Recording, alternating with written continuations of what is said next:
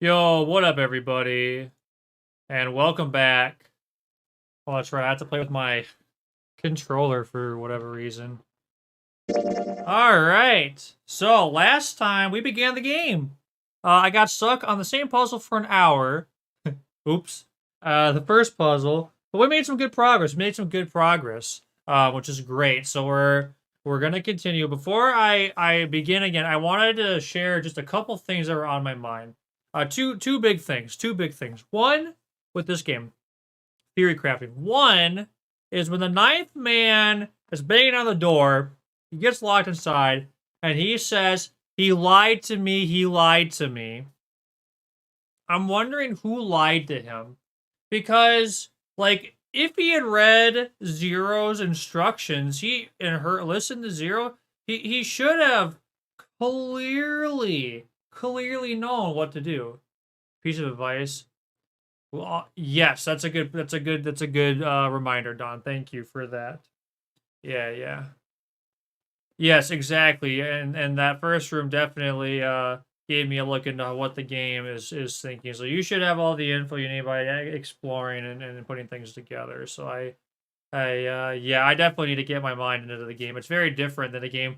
You know, when I play Ace Attorney and Danganronpa, for those games are like, all right, time to big brain how the pieces piece together. This game was like, no, you just kid everything and you go. You're just, so it's a little bit different, which is nice. All right, just I have to get used to it.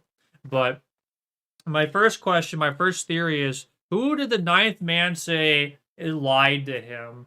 Was it really Zero? How do we even know Zero's gender? And that's partly why I wonder if part of the I'm really suspicious of Seven. And the main reason I'm suspicious of Seven is he said he was very shaky on sharing his story on how he ended up there, and it seemed to be different from the other people's story, which is kind of weird. Maybe it's because maybe because he's just that big, they needed to move him differently. Could have been he knows more, something about this nonary game. Could be that he's in cahoots with Zero. I wonder if Zero lied to the ninth man or said, "Hey, I've been here before. Here's what you do to get out." I like that's one thought. I don't want to just say people are sus, but it is. Seven definitely has some strain. It could also have been Snake. Maybe Snake. Maybe like we don't know what Snake's note really said. Like Snake's note, like we can't read Snake's note. We have to go by what Snake said. So he'd be the other one that would be interesting. What I know you're really great, Megan.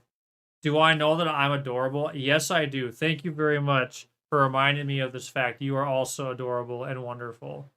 And I know you're probably gonna say, nah, you're gonna deflect it, but I hope you can internalize it because it's true. I hope you can internalize it because it's true. You're really wonderful, Megan, and I hope you're doing well. So that's the thing. Who did the ninth man say he lied to me? He lied to me. Could also be that he just is freaking out and just didn't really understand Zero. The second theory that I have or was thinking about as I don't know, there's something suspicious about June, I think. There's something about I'm sure there's something about everybody.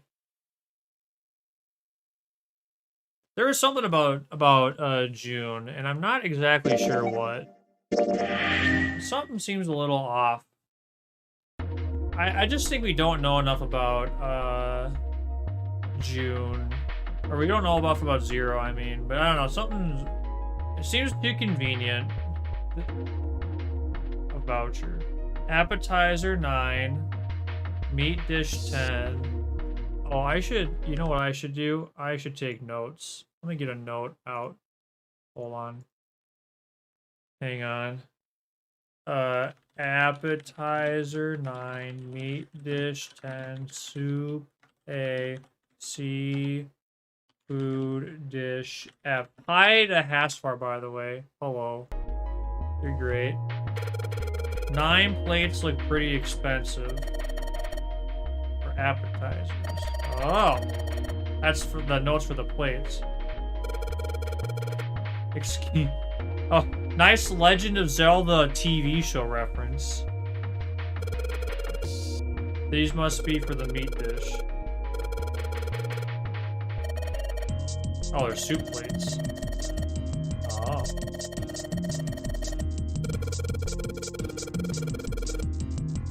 Yeah. This must be 15. Seafood. Holy cow, Lotus, you know a lot. Yeah. He. Whoa. Yeah.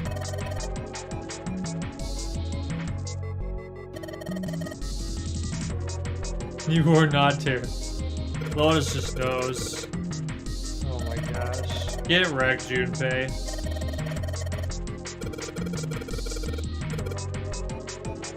How do you know you don't need to know this crap?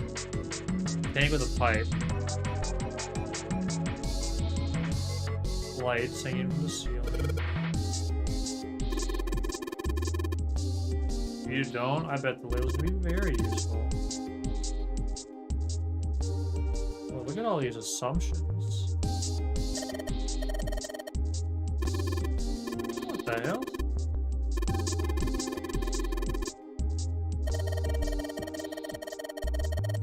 Oh my.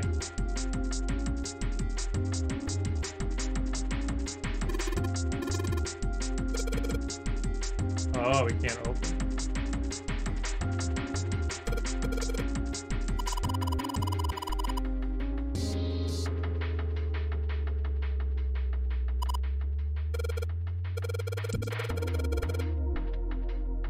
Dude, this game is so brutally unsubtle with that romance.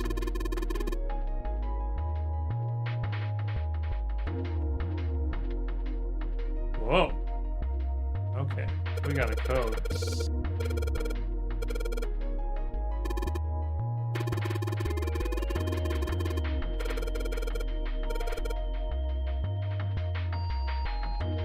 Bottles of seasoning.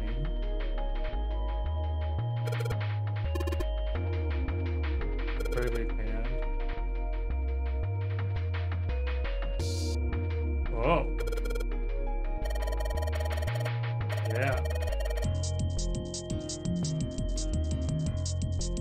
I won't open.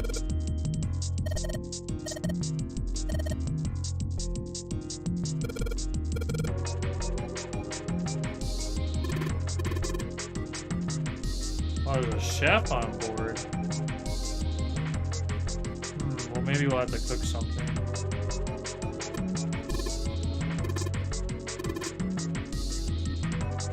Can't get in there yet. Oh, that story came in through. Okay. What about this door? Ah, what's going here? Oh! Whole lot of cans. Pantry. Oh, I wonder. Wait, what's this behind the cheese?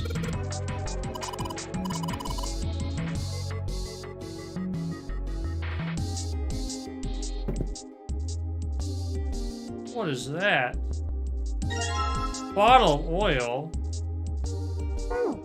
Yeah.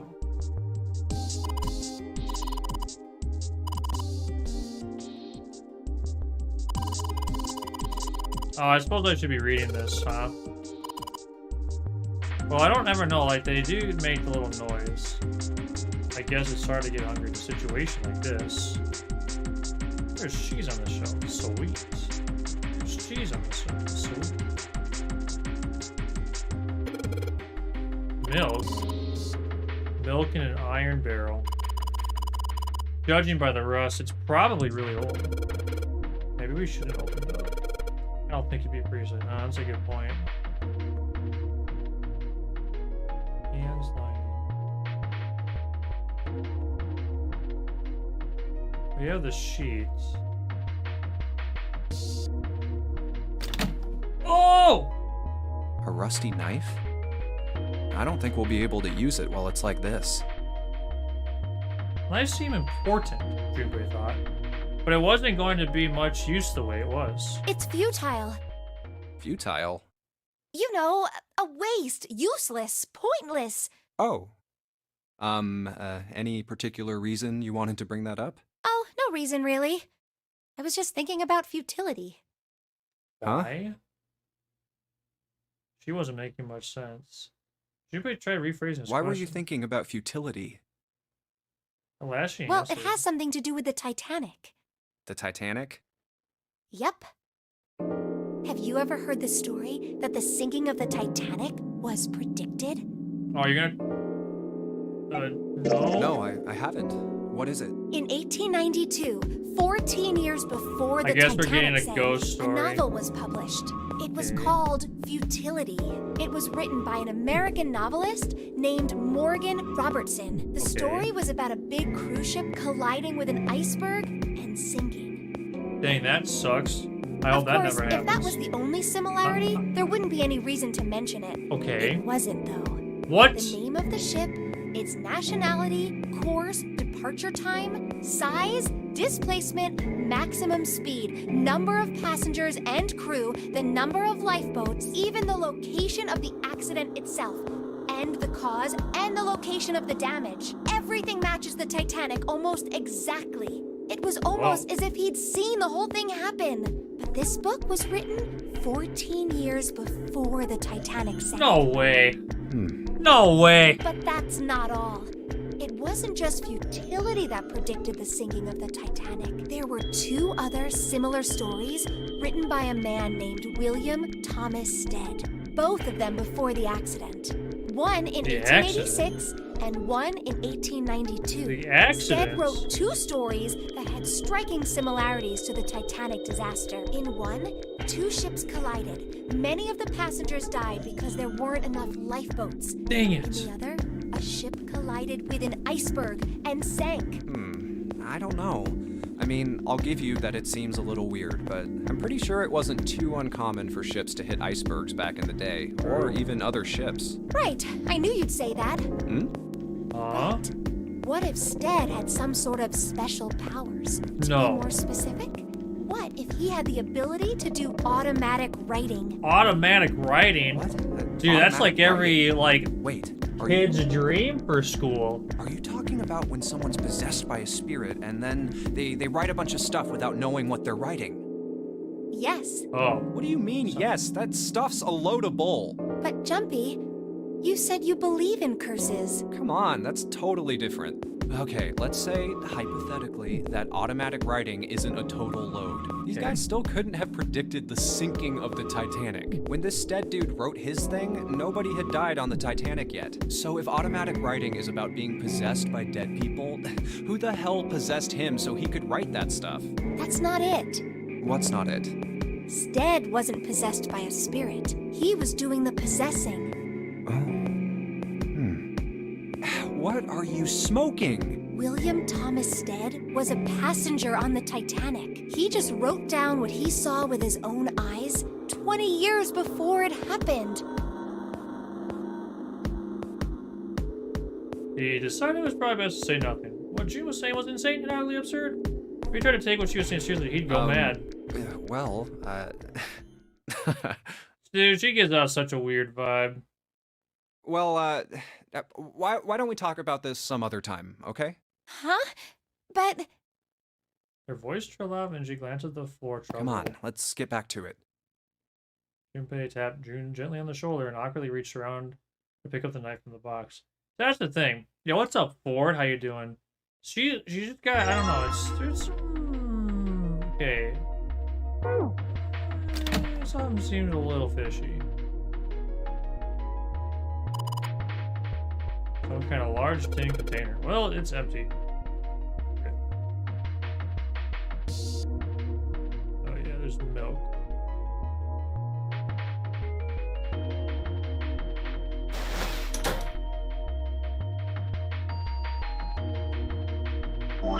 Can we combine? What can we do about the... Oh, I didn't see this screen. Oh, that's... What if we did that? Yeah, this is a fun game so far. Well, now we've got a knife. A sink. A couple plates in there. I don't think they're gonna help us much. See, I don't know, man.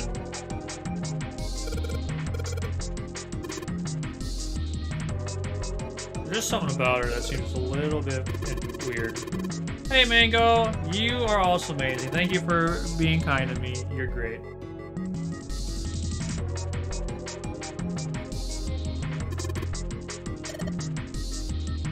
Dang. What the frick? Lotus, you can't just say that. Oh my gosh.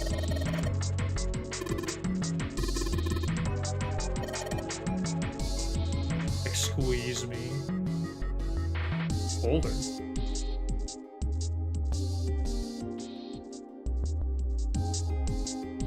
That's a grill.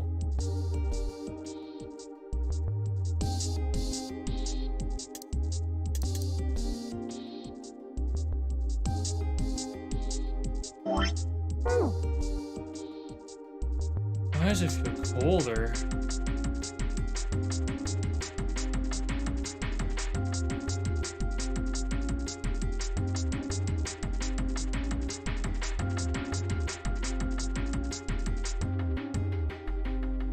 Well, the only thing I can think of... Can I cut the cheese? Probably not.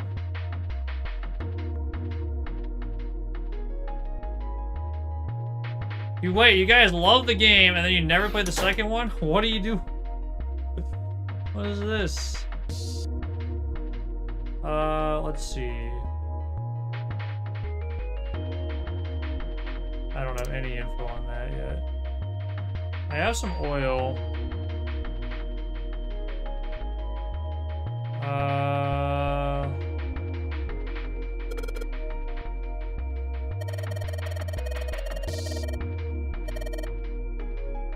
9 appetizers, 16 meat, 10 soup, 15 seafood. Hexadecimal and hexadecimal. Yes. I believe in you, Ford. You got it. It's a number system. It goes 8, 9, A, B, C, D, E, F, 10, 11. You're familiar with base 10, right? That's the normal system of numbers. The base 10 equivalents for hexadecimal numbers would go like this. A equals 10, B equals 11, C 12, B 13, E 14, and 10 equals 16. The 10 becomes 16 in base 10. I know it's not strange, but you can think of it as just 6 letters added in the normal number system after 9. Okay, so soup would equal 10, and seafood would equal 15.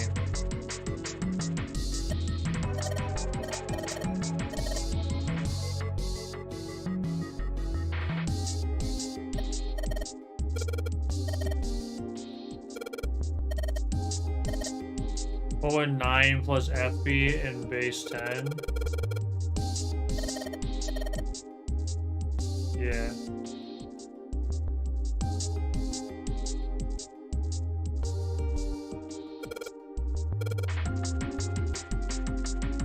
Nothing there.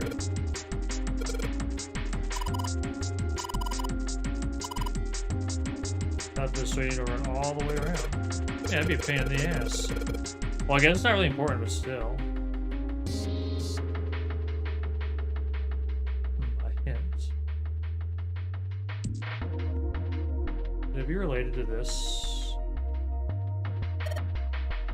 This is probably where you're supposed to enter the password. Maybe for the right number in. Hey, Jumi, why don't you try entering the numbers you got on the voucher? 9, 10... Convert the 10 AF to base 10. So 16. Oh.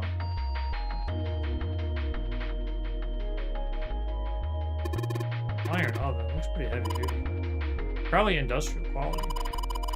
I bet you could cook anything with this. Anyway, let's have a look inside. Damn. I knew it. It's locked. You know, we have plates over here.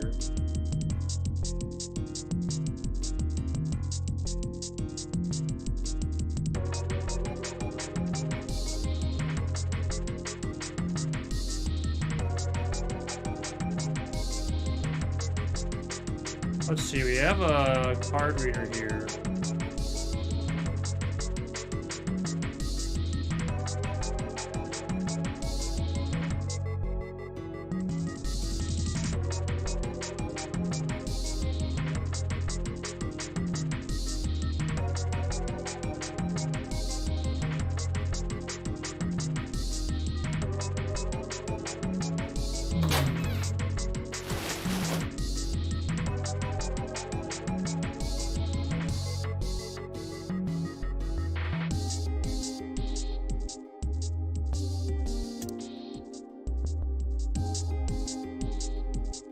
curious if you could cut the cheese.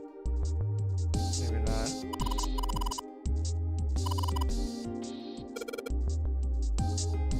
Yeah, what the heck? We are in...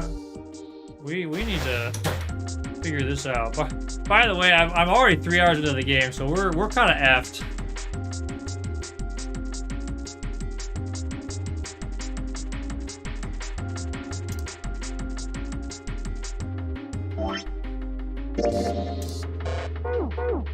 Bottle of oil. Can I use this oil yet? Nice dish rack. I'd love to have that in my kitchen. I'm gonna take it back with you. You're having to carry it for me. Why don't you have 7? You're kidding. You don't honestly think I'd let a beast like that in my home, do you? Dear Lord.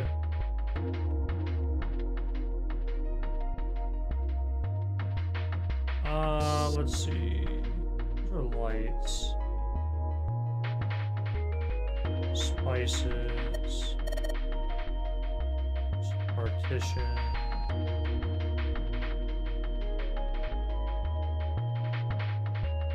So many plates.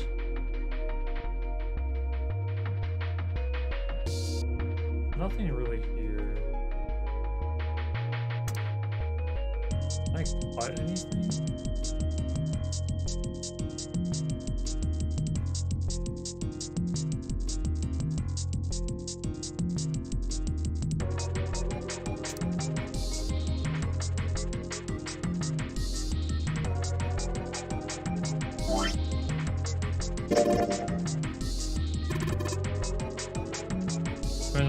Jeepers. Light it on fire. Oh my gosh. Make stuff slippery. Yeah, see, that's what I thought maybe we could pour the oil. How do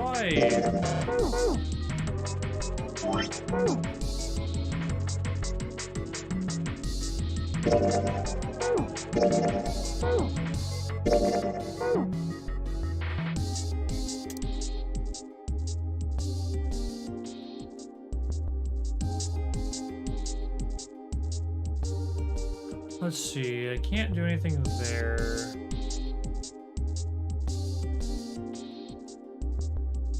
Notice that don't look important.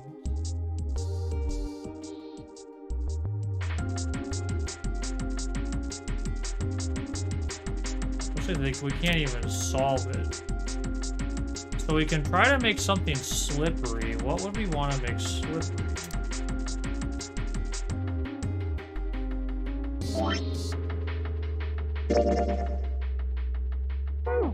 What would we want to make? I felt like the oven would be what you'd make slippery, but maybe not. Oh, what's this? Ah, the oil. There we go. Hey! You did it, Jumpy. You're so smart. Whoa! As Jumi walked into the room, a blast of cold air washed over him. Almost instinctively, he folded his arms across his chest, doing what he could to conserve body heat. Yeah, it's cold in here. What is this place? A freezer? Are you blind? It's a freezer. Seeing his teeth had already began to chatter. Hardly surprising. The freezer was far too cold for someone dressed as he was. Lois, however, was in an even worse situation. Oh, no way. That's way too cold for me. I'll freeze solid in seconds. Sorry, but I'm afraid I'll have to pass on this one. I'm going to leave the rest to you. And with that, June ran out of the room. As Lois left, June came. Oh, whoa. It's really cold in here. My puzzle steam hovered in front of their faces as they talked. June had already started to Hey, shiver. you don't need to be in here. You had a fever just a little bit ago. You should stay outside. We got this. No, I'm fine. My fever's gone now. But June had scarcely opened his mouth. Huh? The thunderous sound of metal upon metal rain out from behind them, and using they spun around to find that the door they'd only recently come through was closed. Lotus? Junpei No! ran to the door. why did it suddenly close? Desperately grabbed hold of the doorknob. Ah! It was cold beyond cold. Merely touching it was The knob's painful. frozen. But why? They quickly deduced that the pipe next to the door had ruptured. It looks like the pipe next to it broke, and Water released by the rupture hit the door and frozen instantly. Santa shoved Junpei and pounded against the door.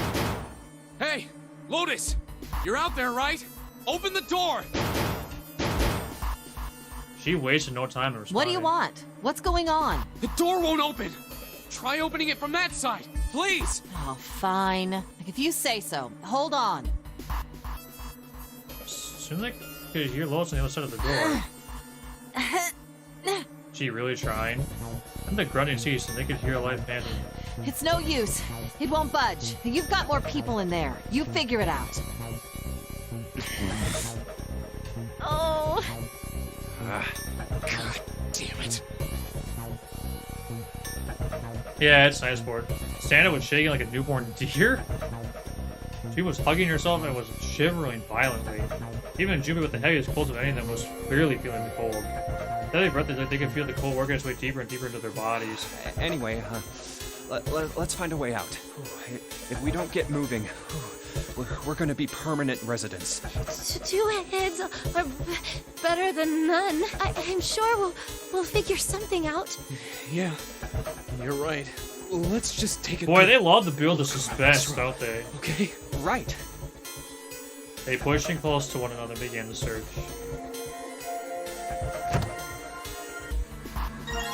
Dry ice. Cupid picked up the dry ice with his sleeve so as to avoid burning himself. Dry ice is just frozen carbon dioxide, right? Yeah. It is.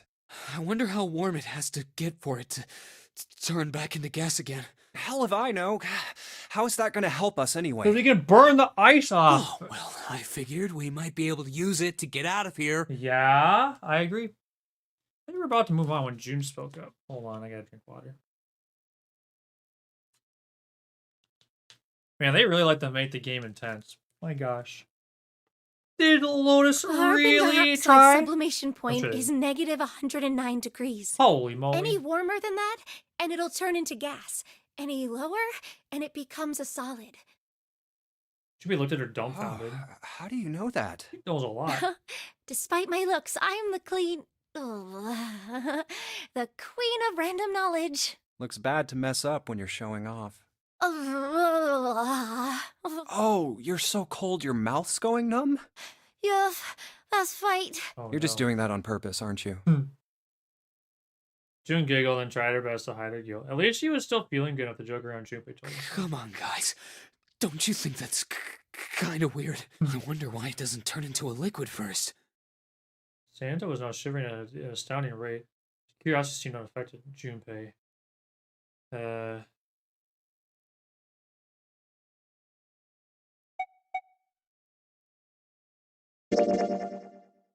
His patience was... How the hell would I know? And how the hell is that gonna help us get out of here? Oh, I I don't have time for this crap.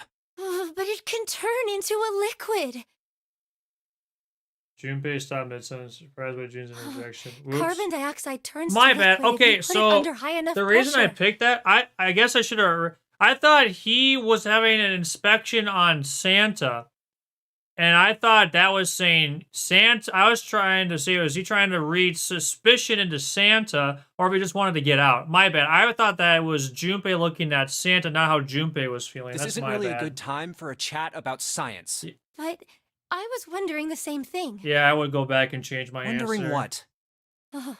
Wondering why carbon dioxide doesn't turn into a liquid unless it's under pressure. Right? It just seems weird. Water's a liquid between 32 degrees and 212 degrees. So why isn't that the case for carbon dioxide?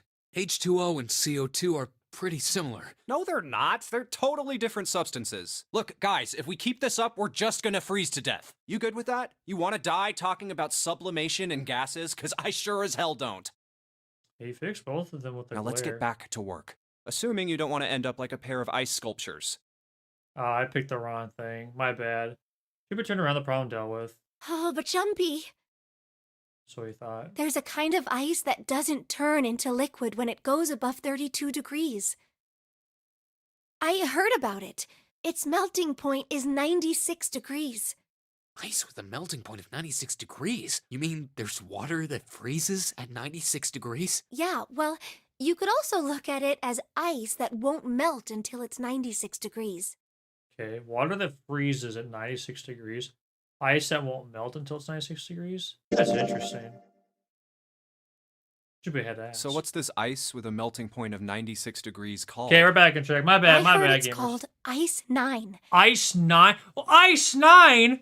What is a 9? Well, of Ice course it's 9? Ice 9. Why wouldn't it be Ice 9? Originally, Ice 9 was a Oh. made-up substance invented by a science fiction author. But recently, scientists have discovered that such a substance actually exists. Wait, hold up. So is this thing Substrate. called Ice 9, or is it water? Like I said, if the ice is over 96 degrees, it'll be liquid. If it's under that, it'll solidify. So you could think of it as a polymorph of H2O. Here, think of it like diamonds and graphite. They're both made of carbon, right? But depending on the structure of the crystallization, the hardness and structure are completely Doing different. pretty good. Doing pretty So good. you're saying normal water and this Ice 9 are like that? Yup. She wasn't Have you finished. heard the story about the crystallization of glycerin? For 150 years after the discovery of glycerin, people cooled it, warmed it. They did all sorts of things to it. I'm enjoying this game so far. I'm not beating it in But 9 whatever they hours, did, but it never crystallized. However, one day in 1920, some glycerin on its way to England by ship was discovered to have crystallized during the trip. Scientists around the world wanted to research this new crystallized form of glycerin and asked for seeds. Oh, a seed is a sample of the original crystallized substance. With a seed crystal, further crystallization of glycerin would be easy. However, something very strange happened. what? Not only did the glycerin encouraged by seed crystals begin to crystallize, even the samples nearby did, even though they were tightly sealed. What? And it didn't end there. This game has so much random facts. After that day, it doesn't matter where in the world it is, all glycerin crystallizes naturally when cooled to less than 64 degrees. Before that day, no matter how glycerin was cooled, it refused to crystallize. But once the crystallization had begun, it was almost like, how do I put it? What, It was they almost all- like all the glycerin in the world was communicating in some way that we can't sense. And now it's happening everywhere. Junpei. Kind of I'll be impressed. I was honestly impressed. It was in fact a pretty interesting story. Wow, that's pretty interesting. But, what does that have to do with Ice 9? I was surprised it was Santa, not Juno answered. What she's saying is that it's a lot like Ice 9. What happened, I mean. A lot like? Oh, that would be bad. If water everywhere started freezing at 96 degrees, man. It'd be the end of the world. Junpei felt that Santa might not be treating the idea of the end of the world with proper concern. At any rate, we're not gonna have to worry about the end of the world unless we can get out of here pretty damn quick. He was right. Junpei All right, shivered. guys, I think that's enough of that. I didn't think we'd get quite this far off topic. I mean, I know I'm kinda at fault here, but we can't be screwing around anymore. So seriously, I might go by the name Santa right now, but I didn't grow up in Iceland. I freaking hate the cold. So let's get cracking, alright? We gotta find a way out of here. Santa stomped out, clearly doing his best to pretend the cold was affecting Selfish, him. isn't he? Whoa. Still, Santa was right, and it was high time to get back to Ice this. 9 is interesting and all, but we can discuss it more once we get out of this freezer. Junpei looked at June, nodded, and resumed his search of the room. Alright. Water dripping from the pipe. Looks like when the pipe burst, the water hit the doorknob and froze it in place. This water actually seemed almost warm. Okay.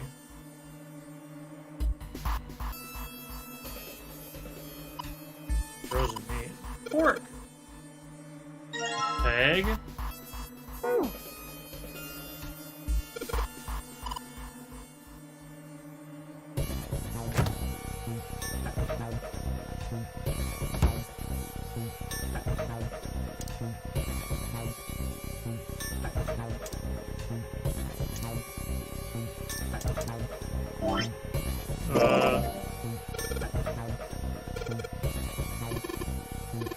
Frost. Oh.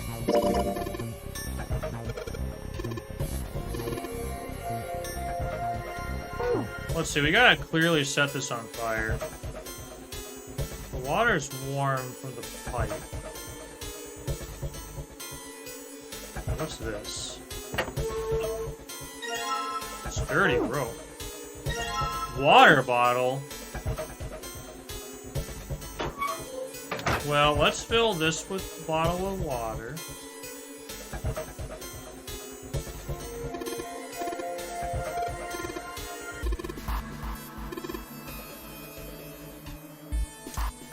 Yeah, I was thinking, what if we combined? No, no. Or wait. Well, I wanted to use the water in the bottle.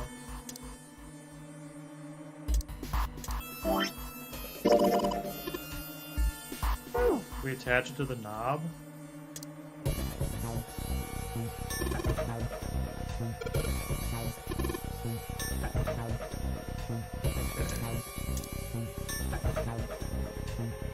Crush the dry ice. Can I use the...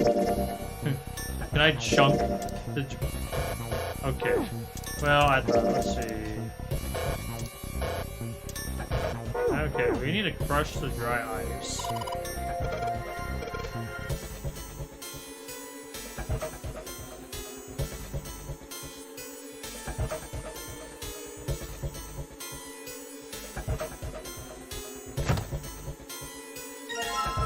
Aha!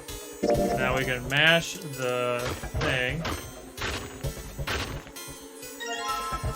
And now we can combine that with that. And now what we're gonna do...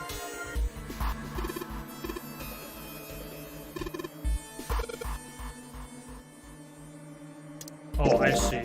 Oops. And then we can put this on the water. Warm water dripping from the ruptured pipe. Put water into the bottle with dry ice, and make sure the lid's closed. Forward. Don't worry about those details. I wasn't gonna mention that. Now I just have to put this makeshift bomb on the doorknob. Alright, that's set. So, what do we do now? Put the water. Fill it with Just water. need to give it a little tap. The bottle's already about to pop. If we just throw a rock or something at it, it'll go off all on its own. A small rock. Huh. A small rock. We look down at the floor. Tear out pieces of dry ice left over in the larger chunky crushed Alright, later. this ought to do the trick. Pull the sleeve down, or we're saying to keep from getting burned. Grab the chunk of dry ice. Some dry ice, huh? Not a bad idea. Yeah, not so bad. It was pretty good size. It was as big as a pool ball. Alright, guys, stand back. Actually, we should probably hide somewhere. Well, Sanj, you looked at him with new Where concern. exactly do you expect us to hide, genius? There isn't really anywhere big enough. Yeah, there is. Well, Look, right here. We can hide in there. the boar thing? Come on, get inside, quick. If that gets shut on you guys, you're effed. Well, Sanj, you not jump down the hole. Jubi quickly followed. In his hand, he could feel the chill of the frozen carbon dioxide, even through his sleep. He tightened his grip, took aim, prepared to throw. Alright, here I go. 3, 4, 5. You're counting the wrong way. Oh, oops. That is a really sad excuse for a joke, man. Sorry, dude. Alright, for real this time. You guys ready? Junpei. Yes, whenever you're ready. Just throw the damn thing. Alright, here I go. 3, 2, 1. Junpei threw the chunk of dry ice as hard as he could. With the same motion, he ducked down to the cellar with Santa and June. Justice!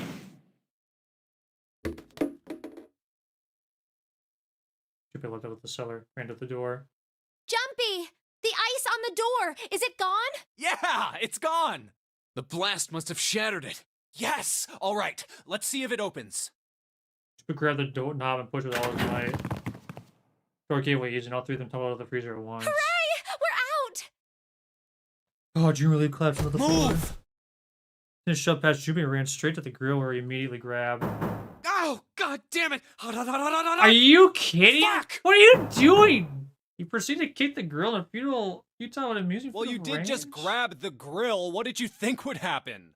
Hey, where's Lotus? Lotus. It Took Junpei only a moment to find out she was sitting on the counter, idly scratched her chest. Welcome back. I was starting to get tired of waiting for you guys. Well, way to have concern. With a great young Lotus lures about the counter.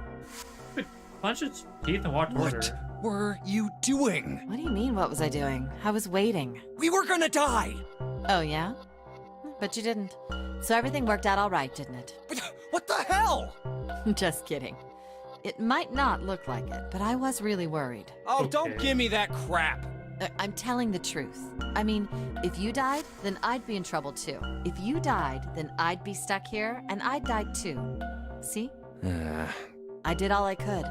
I even looked around to see if there was anything I could use to pry open the door, but I couldn't find anything. So, all I could do was wait. I mean, what else did you want me to do? Call the cops? It's true that there wasn't much she could have done. Something about her tone. He gritted his Fine. teeth. But there's one thing I have to ask you. What's that? You didn't close the door, did you? What? You think I closed the door on you? Why would I do something like that? It closed on its own. I told you before, if you die, then I die too. Yeah, I guess so. Seemed that an accident was the only explanation for the door's closure. If she really wanted to kill us, all she had to do was bar the door from the outside. But she didn't. Well, she didn't do anything. She's only lazy, or negligent at least, not an attempted murderer. He swallowed his anger, did his best to Well, apologize. I'm sorry. I'm sorry I doubted you. Oh, yes, well, that's all right. There was something about As the long tone as of her you voice, understand. though. Lotus looked away and twirled her hair between her fingertips. His vengeance against the girl complete, Santa swaggered back toward Junpei and Lotus. Hey, no more screwing around, you two. Break time's over. Especially for you, lady. You've just been sitting on that fat ass of yours while we were freezing to death. How rude. I was plenty busy. Yeah. How about you put all that energy into something besides bitching? Let's go. Dang. Oh my gosh, calm down. Alright, well, let's get an item.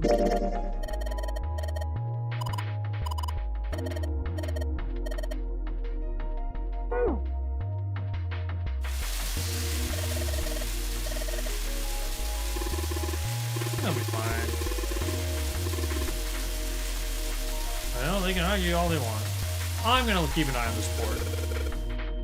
It's just about time. I'm gonna try taking the piece of paper out. Be careful. Peter would have cared. I know what I'm. Ouch! See, I told you. What the hell are you doing? Hurry up and take the paper out. It's not coming out. Thing's frozen stiff. I can't get it out. We're gonna have to cut the meat. Yeah, it looks like that way. Now sharpen the knife. Cut the board. Awesome, Jupiter. Now I can cut out the paper. C plus 10 plus F. Oh, okay. Well, if I recall do I have to actually remember it, or are they just gonna let me do it? Oh, you're supposed to send us the password. Maybe put the right number in. Maybe use the notifier. Yeah, I know. I think E is for enter and C is for... Oh. Oh, well, I don't remember. I have to actually put it... Oh my gosh.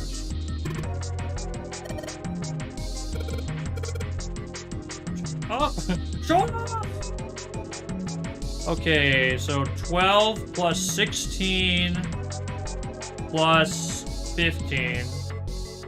Right, so 28.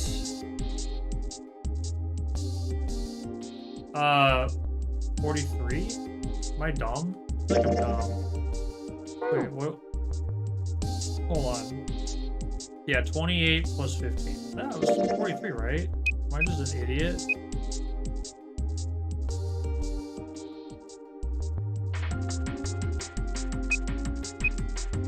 Yeah, okay. Let's try 43.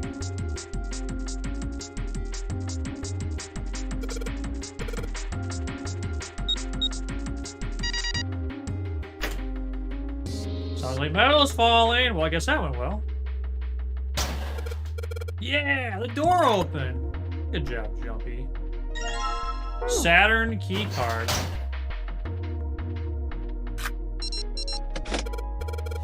Yes! I think it's unlocked now. You did it, Jumpy. Let's get out of here.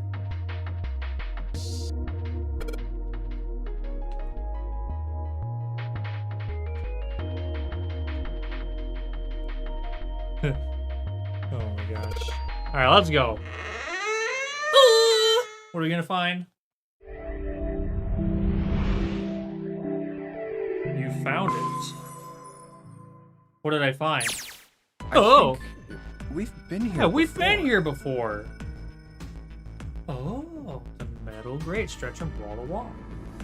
Beyond it were 2 elevators in the entrance to the kitchen. The elevators are over there, so that means We went into the kitchen through that door and came out on this side. That means the map was right. Looks like. Then let's use it to plan our next move. next move. Yeah, we need to decide where to go from here, don't we? He's right. Let's get started. From the looks of it, there are 4 possible routes. Let's Or just keep it simple and call them A, B, C, and D. First, A and B. They both seem to connect to a room that looks L-shaped. Yeah, there were 2 doors. But they were both locked. We couldn't open them. Now, Route C. This goes all the way to the main staircase. That means it's door 5, one of the numbered doors. Then do you think we would meet up with the other 4 after this hallway? No, I don't think we will. Why not? Look, there by the stairs. See how the gate is opened? When we went into the kitchen, it was closed, but it's open now. What do you think that means? They Oh. opened it. Most likely. And if we take Route C, we're going backwards. That would be pointless. Then that means all 4 looked at the map. They looked at the staircase, its lazy curve. Route D then. D it is. Yup, Route D. then we're set. Alright. They jogged down the stairs until they reached the C deck. Everything looks okay here. Let's check the next deck just to be sure. Yeah, just like I thought. D deck is totally underwater. Just like the bottom of the central staircase. Water gazed back at them, its smooth surface like a great At least mirror. the water level hasn't really changed. Small comfort. May as well head back to C deck. What else is here? There are 2 elevators over there at the top of the stairs, just like the floor above. Hold on. These are kind of different. See? There's a card reader on the side. Another strange Hey, mark. we have that card, Hey, don't look! It's Lotus's symbol. Huh? See? It's the woman symbol with horns on it. we? Dear Lord, That Jupiter. seems like... Shut up. Oh, ouch, ouch, ouch, ouch, ouch, ouch. I'll also take a hold of Junpei's hair. She began to shake him violently. He thought you heard a low growl coming from her What throat. was that about the mark again? Nothing. Such violence. Junpei began to wonder if she was not the devil itself. An uncomfortable smile, Junpei. This is a spoke up. Mercury symbol. The horns symbolize the wings on Hermes' staff. Hermes, herpes, whatever. If we can't get this thing to work, these elevators aren't going anywhere. In other words, we need a key card with the Mercury symbol on it. Probably. I guess we can't get on then. Let's just disregard the elevators for now. How about this hallway on the left? Whoa, there's so many doors. I weren't sure how many, but certainly not to be discouraging. Damn it. If we try and search all these, the sun's gonna go down before we've done half of them. I think the sun already set. I have a feeling this ship is the only thing that's going to be going down anytime soon. That's even worse. Well, we can come back to this hallway later. Let's check the hallway on the other side, shall we? Time to head back to the stairs. The right was a And small now the hallway. right hallway. Quickly, they headed into it. It was approximately the same size as the alcove in the front of the stairs. The hallway led to the stern, and at its end was a set of double doors. There are doors here too. Well, I guess it's just 4 this time. Let's open them. All right. So many Let's doors. start with this one. Junpei nodded and grabbed the one closest to him. He had a small tug and felt the move. It isn't locked.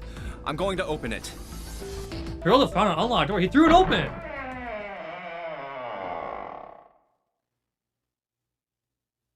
Junpei didn't know what to make what he saw. What? Oh my gosh. 3, 7, 8. Oh my goodness. He simply stood unable to speak. The other simply stared open mouthed. After a few moments, Santa began to speak. What the hell is this? This place is huge. A massive room stretched out in front of them. More a cavern than a room. There's a lot of beds. fastest was impressive and it bore down on the 4 companions. It was not empty hour. The entire room was filled with lines and lines of beds. Oh, there are beds everywhere. There were simple things, little more than a pipe and thin mattresses. Is this a hospital? He had at last been able to put a name to the harsh scent that pervaded the room. It definitely has the smell.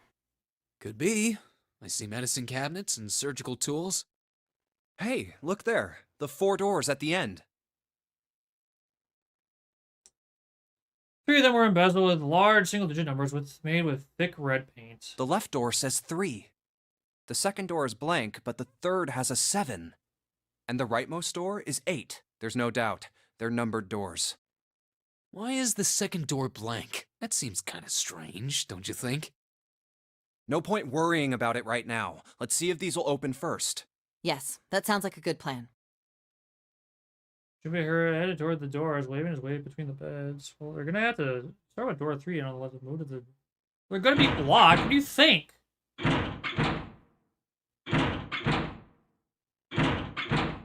Oh, it's no use. What do you think you were gonna Well, find? of course. If it was that easy to open these doors, what would be the point of the notary game? We have to activate the red, or the numbered doors won't.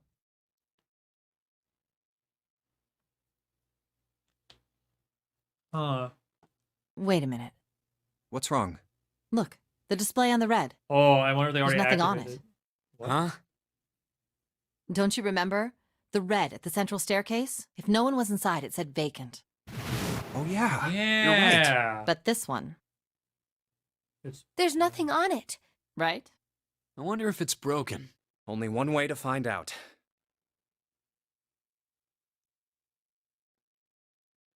It's not responding. They can't enter it. All 4 took their places. All 4 took turns placing their hands with the red, but they refused to respond. Pulled the lever and still did nothing.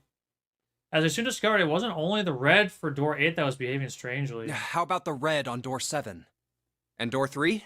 None of them are working. What if these are doors from another nonary game? What does it mean?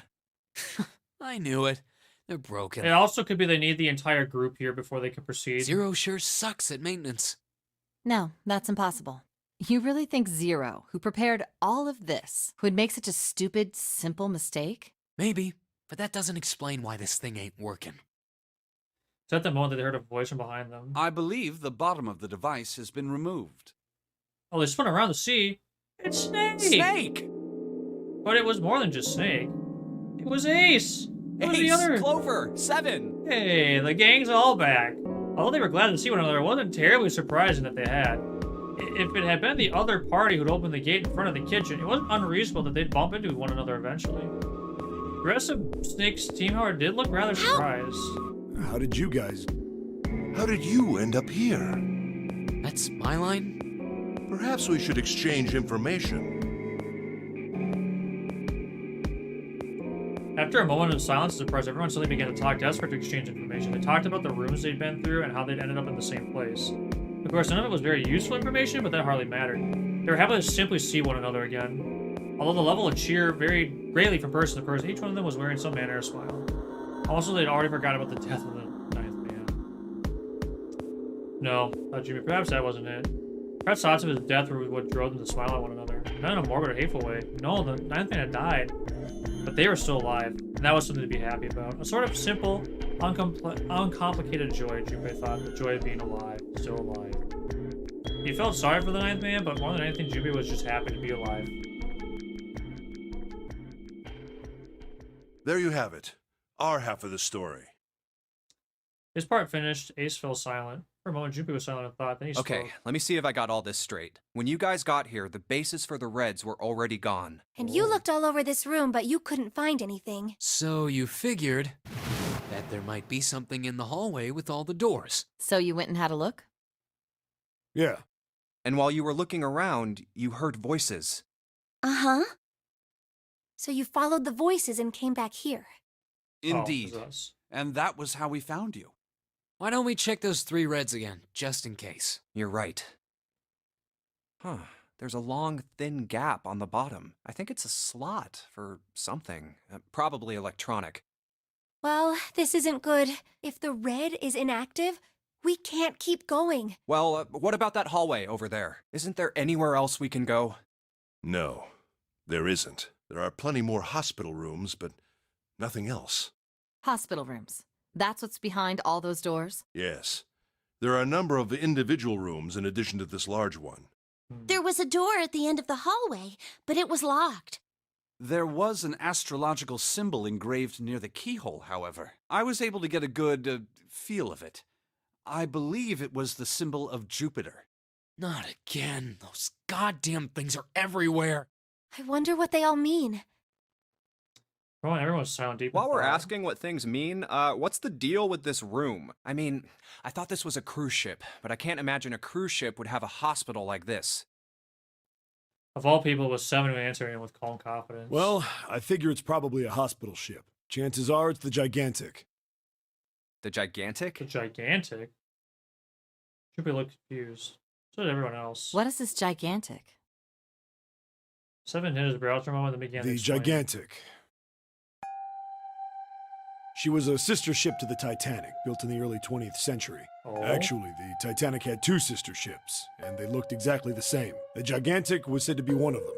They intended to make her a passenger liner like the Titanic, but World War I began soon after the ship launched. The British Navy took her over and made her a hospital ship.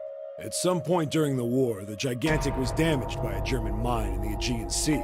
She ran aground afterwards, so she didn't end up sunk. What happened to her after that? One theory going around is that a man named Lord Gordain bought her. Seemed like he'd been one of the few to survive the Titanic Lord sinking. Gordan. That trauma turned him into some kind of obsessive collector of all things related to the Titanic. Soon enough, the Okay. guy wanted the Titanic itself, which was impossible, of course. It's stuck at the bottom of the Atlantic Ocean, but the Gigantic wasn't. And seeing as she was identical, So you're saying this Lord Gordain bought this ship? Lord Gordan. yeah, at least I think I am. That's impossible. No way we're in some boat that's almost 100 years old. That's probably exactly what we're Pipe down. Just pay attention. What, that's it? Well, have you got We do have that. We did see that picture in the beginning. It looked just like that ship. proof that this ship is really the gigantic? Well, this ship's got stuff that's like the Titanic and a hospital ship. So, I just figured. Oh, for goodness. Don't tell me that's your only reason. No, I've got more. Like? Well, I mean, Hey, you know what, Seven? Seven, you are. He is giving us more theories and thoughts than anyone else can. So I'm for it. He scratched his head for a moment. Gave up. Finally, he opened his mouth. I don't know. Little sigh and shook her I guess head. your memory isn't back yet, is it? Yeah, sorry about that. Your Oh, he lost Hey, his. hey, whoa, wait a minute. Memory isn't back? Yeah, Junpei was. He felt legitimately shocked. That would explain why he didn't have a correct story. Everyone else already seemed unimpressed. In fact, they all looked at Junpei's ability and said something very strange. Yeah. Your point being? He decided to revise the acting for the next Wait, question. was I the only one that didn't know? Everyone nodded. Oh, yeah, I guess I didn't tell you. I told the rest of them before we ran into you on the stairs. I told them I couldn't remember a damn thing from before I woke up. What? And almost as if to save Junpei from further embarrassment. A bell began to ring from far Huh. away. A bell. It sounds like the clock in the main stairway. Junpei counted each chime carefully. 10, 11, 12. Huh, 3 hours. 12. 3 hours have passed. It's midnight. Then we've still got 6 hours left, right? Or it's noon. We don't have any time to screw around. Let's get going. We gotta find the missing parts for the Reds. What do you mean, find? How on earth do you propose we do that? We've looked everywhere in this room. That only leaves one place to look. One? Well, not just one. That was. I guess that's not really the right. They had all the rooms. Wait. Don't tell me you mean we need to search all of the other rooms. Don't freak out. We've already searched 4 of them. 4 rooms? We just have to split up the rest between the 8 of us. If each of us can do 6 rooms apiece, we'll have the other 48 rooms cleared in no time. Yeah, the dialogue is. There are 48 other rooms? So there are 40. Her early experiences had apparently not encouraged Lotus to trust Seven. So scratches it awkwardly. Maybe? Why is the dialogue so off? All right, so everyone knows which area they're searching? Yeah. Yes. Junpei was chosen to search the rooms on the starboard side, moving from fore to aft. We'll all meet up when the clock goes off again. How about in that room with all the beds? Yeah. Sounds straightforward enough. I'll shout if I find any of the components we need. I hope we can find them within the time limit. If we can't, then we'll just have to come up with another plan. Right. Then let's do this. The details aside, they'd be left to begin their searching. Out into the hallway they went, each of the rooms they'd been assigned. However,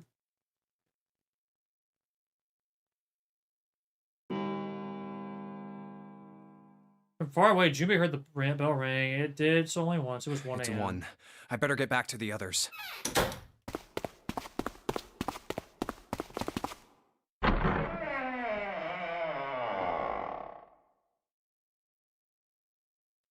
Shot at the entrance of the large hospital room to find 6 others already Huh? there.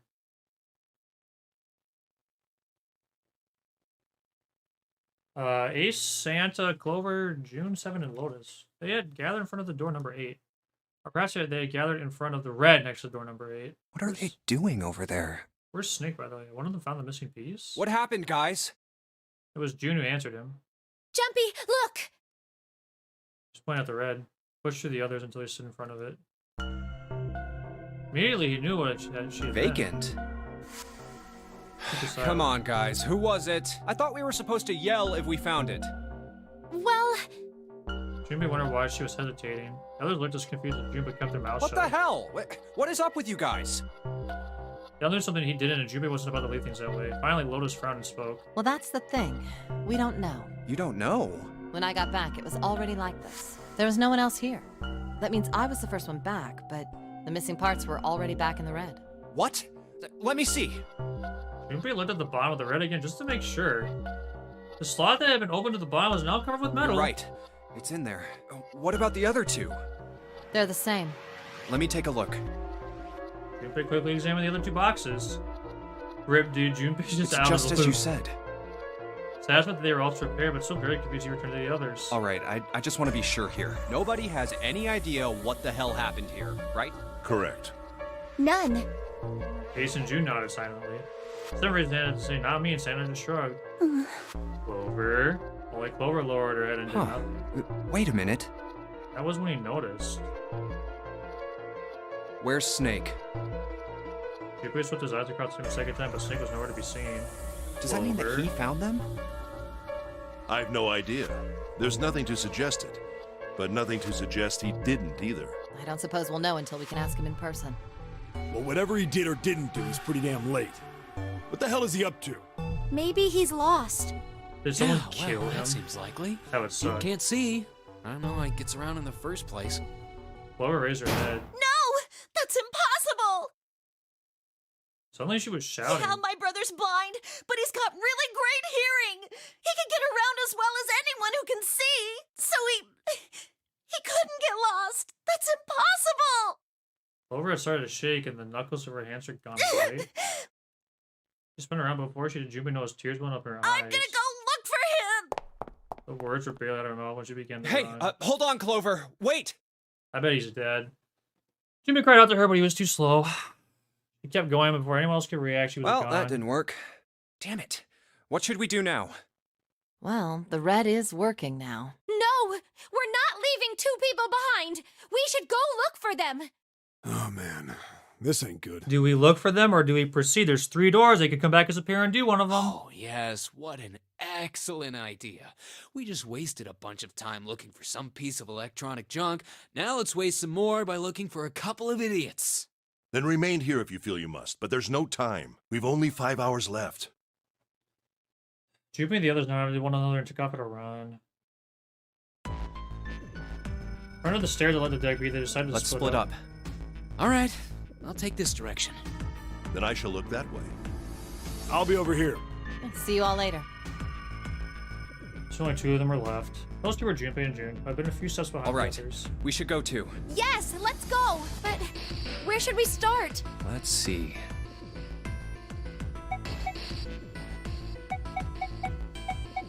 The casino.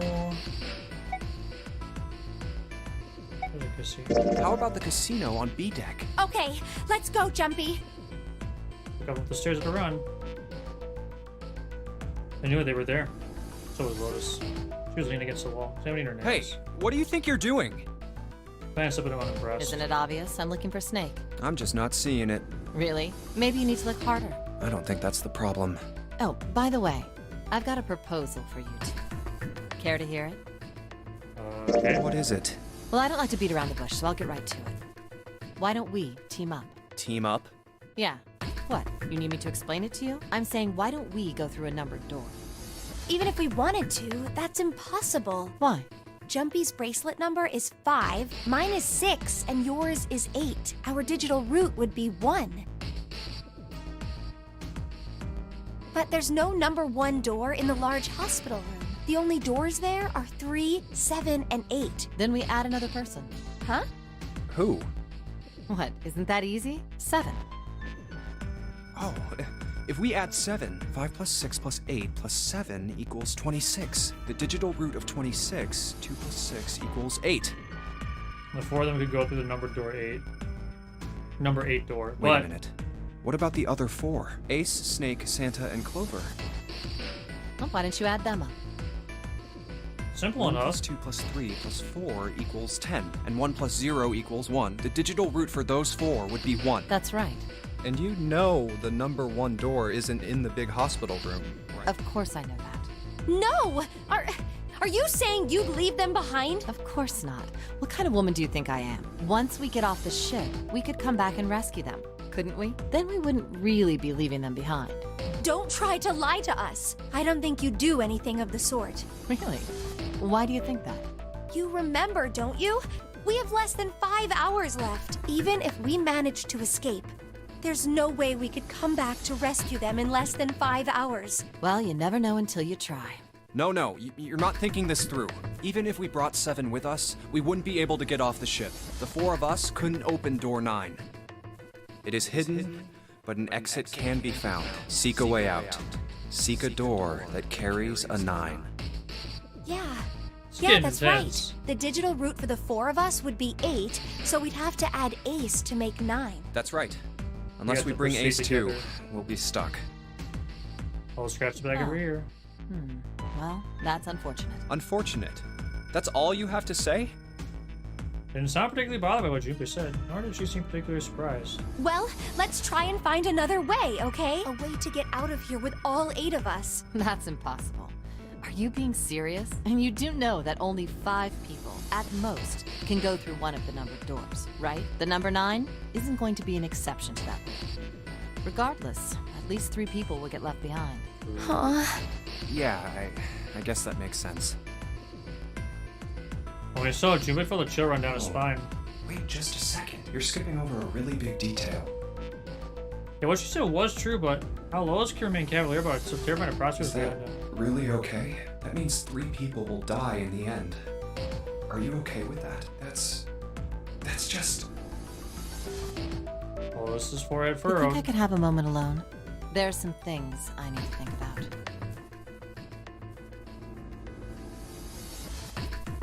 Junpei and Jun turned and began walking away from Didn't Lotus. turn out to be a very pleasant conversation. Yeah. Junpei's heart felt heavy and his steps sluggish. But he told himself pessimism would get Well, them nowhere. regardless, He forced himself to smile and turned to Jun. let's just focus on finding Snake for now, okay? Yes, you're right. We can think about those other things later. Yeah. Junpei nodded. All right. Where should we go next? We're on B deck. Let's take a go. look at the first class cabin. It's really close. Turned around and took off down the hallway to their left. Outside of the first class cabin, they found Clover. She was standing in front of the wall. She was staring at a meaningless point on the wall, her eyes blank. What should Junpei do? Oh, let's talk to Are you her. all right? This best to sound friendly, but Clover didn't respond. Look, I know you're really worried, but Could think of no words to say that didn't sound hollow and fake. Junpei hesitated. Clover was so consumed by worrying that Junpei feared they would crush her. Her actions didn't surprise him. She was suddenly lost. Her brother, who she seemed to be very close to. Her voice was thin and barely audible. Hmm? I said leave me Suddenly she was screaming. You're so annoying! Just go away and leave me alone! Just looking at you guys is pissing me off! Go away, okay? Just go somewhere else! Wow. Stop bothering me! Junpei was taken back. Push anger and hate.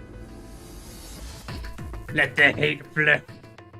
June's had the gun. Why was surprised, Why bro? are you still here? Did you hear me? Huh?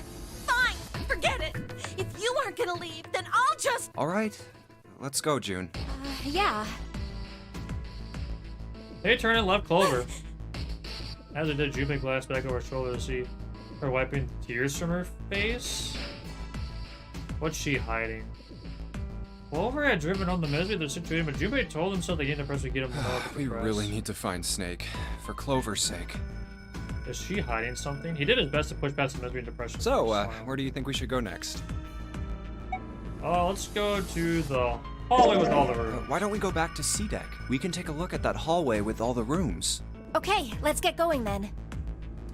Together they ran down the stairs. Oh, it's Ace. Ahead of them, farther down the hallway, they spotted Hey, Ace. Snake! Where are you? Answer me if you're there! What should Junpei do? Let's run to Ace. Let's go. But June told Junpei would jog up to Ace. Hearing their footsteps, he turned to greet them. Ah, hello there. Snake is... Well, that's obvious, isn't it? I assume you haven't found him yet? Yeah, doesn't seem like you're having any luck either. I really wonder where he could have gone. Well, wherever he's disappeared to, we must find him as quickly as we can. For Clover's sake. Right. Junpei's face looked kind of enraptured. By the way, Or June's do face. you think Clover and Snake are really siblings? Why would you say that? Why would you say that? The question seems somewhat odd to Junpei. Why? Well, it's obvious, isn't it? They don't look alike at all. He looked at them for a moment, then he spoke. Yes, you know, now that you mention it, they don't. Now that you Still, mention it. there are a great many siblings who do not look like one another. It certainly isn't rare. Junpei wasn't sure why, or even if he was seeing what he thought he was, but he could swear Ace's face tightened as he At any spoke. rate, we really must find Snake as soon as possible. The clock is ticking. We really can't afford to waste any time. Very well. Let's get back to the search, shall we? You can leave this area to me. All right. Let's go, Jumpy. Man, Ace is almost too noble for his own good. Why do I feel like he's... Everyone's hiding something!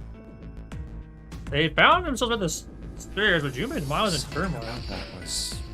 I'll think on it later. Like Ace said, finding Snake is our top priority. Everyone's so suspicious. All right, Junpei just where should we go next? The large hospital. Why don't we go back to the big hospital room? Okay, let's go then. Or to head back towards the large hospital room. Hey, wait. That's... On their way to the large hospital room, Junpei and June noticed Santa standing next to the number. Santa? Junpei paused. Let's talk to him. All right. What are we you doing? Walked up to Santa. What? You can't tell? I'm checking out the red. Why? Is there something bothering you? What? It's not bothering you? Huh? The guts of this red. Why wouldn't you wonder who the hell put it back in here? Yeah, that's true. Well, I'm curious too, but Who do you think did it? Santa's eyes narrowed as he looked at June. Shook her head. I don't know. Well, what about you, Junpei? Who do you think fixed this thing for it? Seems most likely Snake. Well, it seems like it would have to be Snake, wouldn't it? Maybe he got back here before any of us. He found the parts somewhere, put them back, and then went through one of the numbered doors. Well, he didn't do It's that. not possible. You have to authenticate with at least 3 people, or the red won't open the door. There's no way a single person could get through there by themselves. Yeah, I guess you're right. Stupid mistake. Junpei knew it. How he had made such a foolish miscalculation in house. Perhaps he just wasn't as clever as he used to. Junpei shook his head So, sadly. in other Wow. words, one of us is the person who fixed the red. Santa grinned. Bingo! We have a winner. Oh. But if that's true, Thanks, game. the person who did it doesn't want the rest of us to know that they fixed it. Yeah, But That's messed up. why? no idea. Maybe if they come clean on that, it means we'd find out something else. Something bad. Something bad? Dunno. But whatever it is, it's gotta be worth hiding. Everyone's got course. something worth hiding. It could have something to do with Snake's disappearance. You think maybe they did something to Snake? Yeah. Could be. Junpei stared at Santa. Something about him that made Junpei wary. First, he'd assumed the other man wasn't terribly clever, but Junpei was beginning to think he would need to reevaluate that assessment. Ken spoke again, his voice Look, was if you quiet. trust anybody in this game, you're gonna lose. You gotta be careful. The person you trust the most could turn out to be the one who stabs you in the back. Oh, I don't wait. Well, thanks. I guess Juicy to kill us. That, I guess. Yeah. Oh. Wah wah.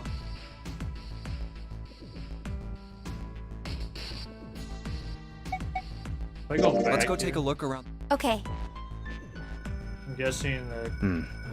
Let's try somewhere else. Oh. Oh, I can't finish searching. Let's go back down. Guessing no one's here. Nobody. Let's look somewhere. but where? Let's go. Ah, frick! Okay. I didn't mean to hit that. Let's try somewhere. Hey, watch. Sure. I don't think any. I give up. Where could Snake possibly be? Snake hasn't been anywhere we've searched. Closest to around 6 We frustrated can't faces. keep looking for him. Wherever he is, it's not here. We need to get moving. Junpei couldn't disagree with what she was saying. Snake seemed to have completely disappeared. There's no point to wasting any more time. The others seemed to be having similar thoughts, but they stayed silent. Finally, Seven spoke. We don't got a choice. Lotus is right. We're not going to find Snake. There's a problem, though. We've got to figure out who's going to go through which door. Yes, I have a proposal. She walked back and forth across the floor, heels cracking against the wood. Finally, she stopped. Why don't we decide on one person to sacrifice? Dear Lord! Sacrifice? Well, perhaps that's a bit of a harsh word, but yes, you've all figured it out by now, haven't you? We can't all make it through those doors. If we split into 2 teams of 4 and 3 people respectively, then 3 people will be left behind. If we split into 2 teams of 5 and 2 people respectively, then 2 people will be left behind. But if we split into 2 groups of 3 and leave 1 person out, then only 1 person will be left behind. Leaving behind 3 people teams, 2 teams of 4 and 3. Not sure about that. Wait a minute. 2 people get left behind if we split into 5 and 2, and 1 person is left behind if we split into 3, 3, and 1. I got that part.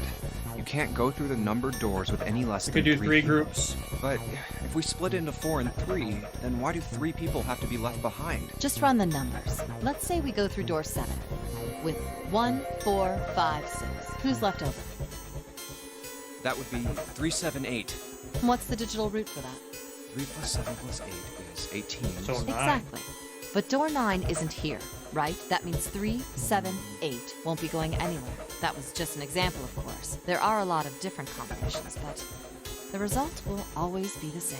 It doesn't matter which 4 it is. The 3 that are left over can't go through. any Wait, of the can we doors. do? Go ahead and calculate it if you have the time. You'll see.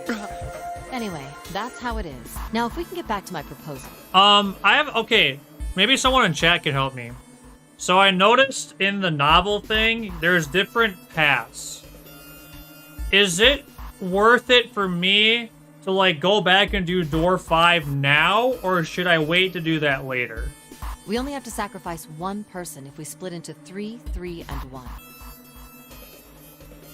Then you're saying we got to decide who's Do going it to stay later? behind. Okay.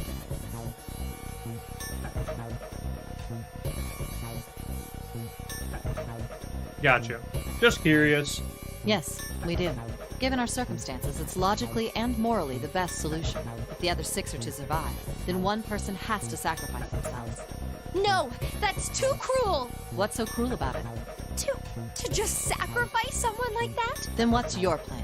Maybe we should sacrifice 2 people instead of just 1. That's not what I meant. We shouldn't sacrifice anyone. I told you, that's impossible. Wake up. Whoa, whoa. Calm down, you 2. We do 3 groups. We could do 3 groups. There's 7 people. You could do 2, 2, and 3. Look, what Lotus is trying to say is you should aim to bring the greatest amount of happiness to the greatest amount of people, right? Well, let's see. I mean, let's see. 3. If we, Exactly. yeah, we, if we, That's how we could do democracy 3 works. groups. We could do 3 groups. And for that reason, I think the only fair way to decide who will be sacrificed is through a vote. What do you think? What the frick? No, that's terrible. I'm not asking you. Shut up. What about You're you, old. Santa? Me?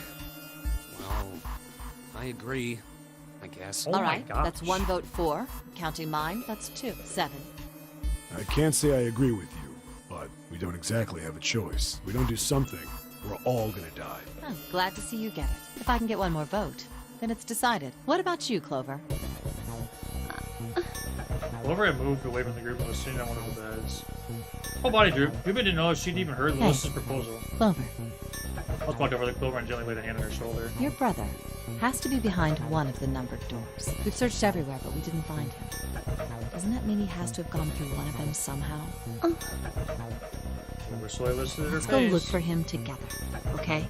What? This is very We manipulative. I don't like sacrifice it. one person, then we can go look for him. You agree with me, right? Okay.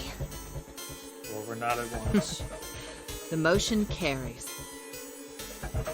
I'll just spun around and walk toward Junpei. Now, let's start a vote to... That won't be necessary. Let's go, Ace. He didn't seem to notice or I even will care. stay. That should solve our Oh, problem. Ace, you can't do that. Ace, what are you saying? No, you can't do that. That won't solve anything. His voice shook and she looked around desperately for someone to agree with her. Ace simply looked at June, her. I'm afraid you may have misunderstood me. I said I would stay, but I never said I would sacrifice myself. Huh? I trust you. Each and every one of you. I believe you'll come back for me. Whoa, whoa, whoa. There's optimistic, and then there's just nuts. Those doors only go one way. You go in, you don't come out. Elevator. If we go through them, You won't be able to return, correct? yeah. True. But that will not be the case once you've escaped from the ship. We have elevators. Please, I beg you. Once you've escaped, come back and rescue me. Ideally, within the time limit Zero has given us. No, that's ridiculous. There's no way we could get back in time. Probably Junpei could hold his tongue We've only got longer. 5 hours left. We don't even know where the hell we are. How on earth are we gonna find someone to come and rescue you? Then, perhaps you would prefer to stay instead of me? Or perhaps you would be willing to leave June behind? Ace's voice was dignified and without a hint of cruelty or malice. You Junpei see, had no rebuttal. there's no other choice. Then I see we've come to our conclusion. Go on. Don't worry yourselves about me. Go, quickly. Junpei stood frozen by indecision, unable to move. Sucks. Junpei bit her lips so hard that Junpei feared she would break the skin. Santa stood against the wall, calm and aloof. 7 poured beating out from his head and turned it over anxiously in his hands. Only Clover stared at Ace with an expression Junpei was unable to decipher. Lois, however, was different from the others. Good. Let's accept his kind offer, then. She smiled, her eyes bright. Ace answered with a smile of his Good. own. I think this is the best for me. Perhaps I'll be able to take a nap. It may be my age, but I get tired so easily these days. This is all so suspicious!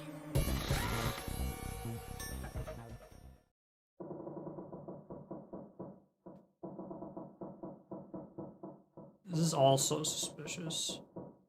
Metal on metal. We've heard this before. It's almost like the ship was screaming. They really hold on till the time limit was up. Already D-Deck was flooded. The sun's in the sun's lands. The only sound was the sad metal wail of the ship. Unsurprisingly, it was Lotus who spoke Well, first. what are you waiting for? We're wasting time. Why don't we hurry it up? Does it smell like broken? They began to talk at once. You're right. We should get going. That's all we can do right now. 7. Seriously. Honestly, I was getting kind of sick of listening to you guys talk. You too, Santa? I have to find my brother. Wait, all of you. Let's just calm down and think about this. There has to be a way to get everyone out. There has to be. Right, Jumpy? Say something. Yeah, let's think. There's gotta be another way. Words sounded hollow and Fine. fake. Forget about it. I'll figure it out on my own. He spun around and ran toward Ace. He had slipped down next to the bed when June grabbed his arm and pulled. Ace! Come on, Ace. Please stand up. You can't give up yet. We just have to sit down together and think about this. We'll figure out a way that we can all get out of here. Then it happened. Ace fell forward. He slumped over onto the wooden floors, his body folded in half. The box Ace! out cold. June cried after he's beside him. She put her arm around his neck and did her best to lift him up. What happened? Ace, say something! She shook him frantically. His eyes fluttered open. I'm all right. His voice was weak and slightly slurred. How are you all right? Is he poisoned? This. He held out his left arm and slowly opened his hand. A syringe? Why? No. A few drops clung to the side. There was a label checked on the side of the container. It read Sopril Beta. Sopril Beta? Sopril Beta. What does this do? Did you use this? Yes. It's just anesthetic. I'll be fine. Anesthetic? I found it earlier while we were searching the hospital rooms. What? I thought it might be useful later. I didn't think I'd be using it on myself. Why did you do this? Didn't I tell you? I'd like to take a nap. I really am very tired.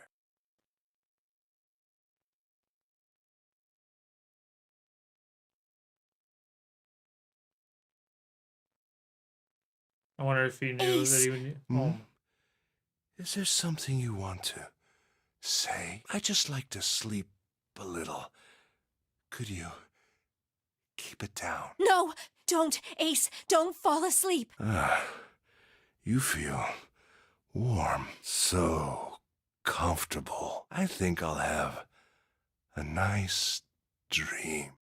Ace's eyelids drew further and further. Almost as though he were dying. Ace!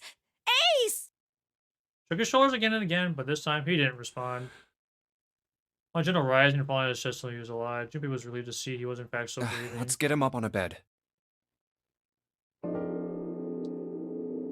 Why would Ace do this? A noble sacrifice or to stall? When Junpei turned low, gave him a look of Well, pity. we really don't have a choice now. We can't let his sacrifice go to waste, right? Like you even mean that. You say something? No, nothing. So Rambody had to agree, and suddenly Santa spoke. Yeah, but we're not done choosing yet, are we? Huh? What do you mean? Well, we haven't decided who's going in what door. Oh, yes. Yes, that's true. Enough of this screwing around. Let's decide. You first, Lotus. Which door do you want? I want door number 8. It's the same number as my bracelet number. Got it. You're 8. You're next 7. Which one do you want? I'll take 7. I can't get along with that old lady. What? What did you just say?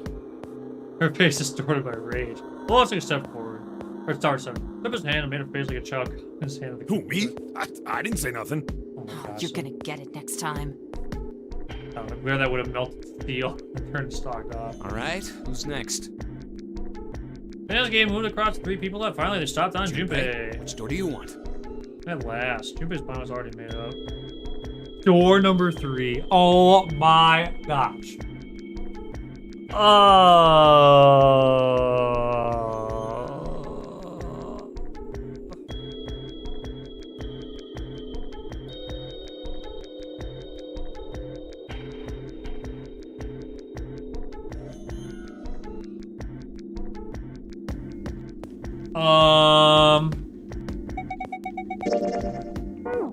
I want 3 or 7.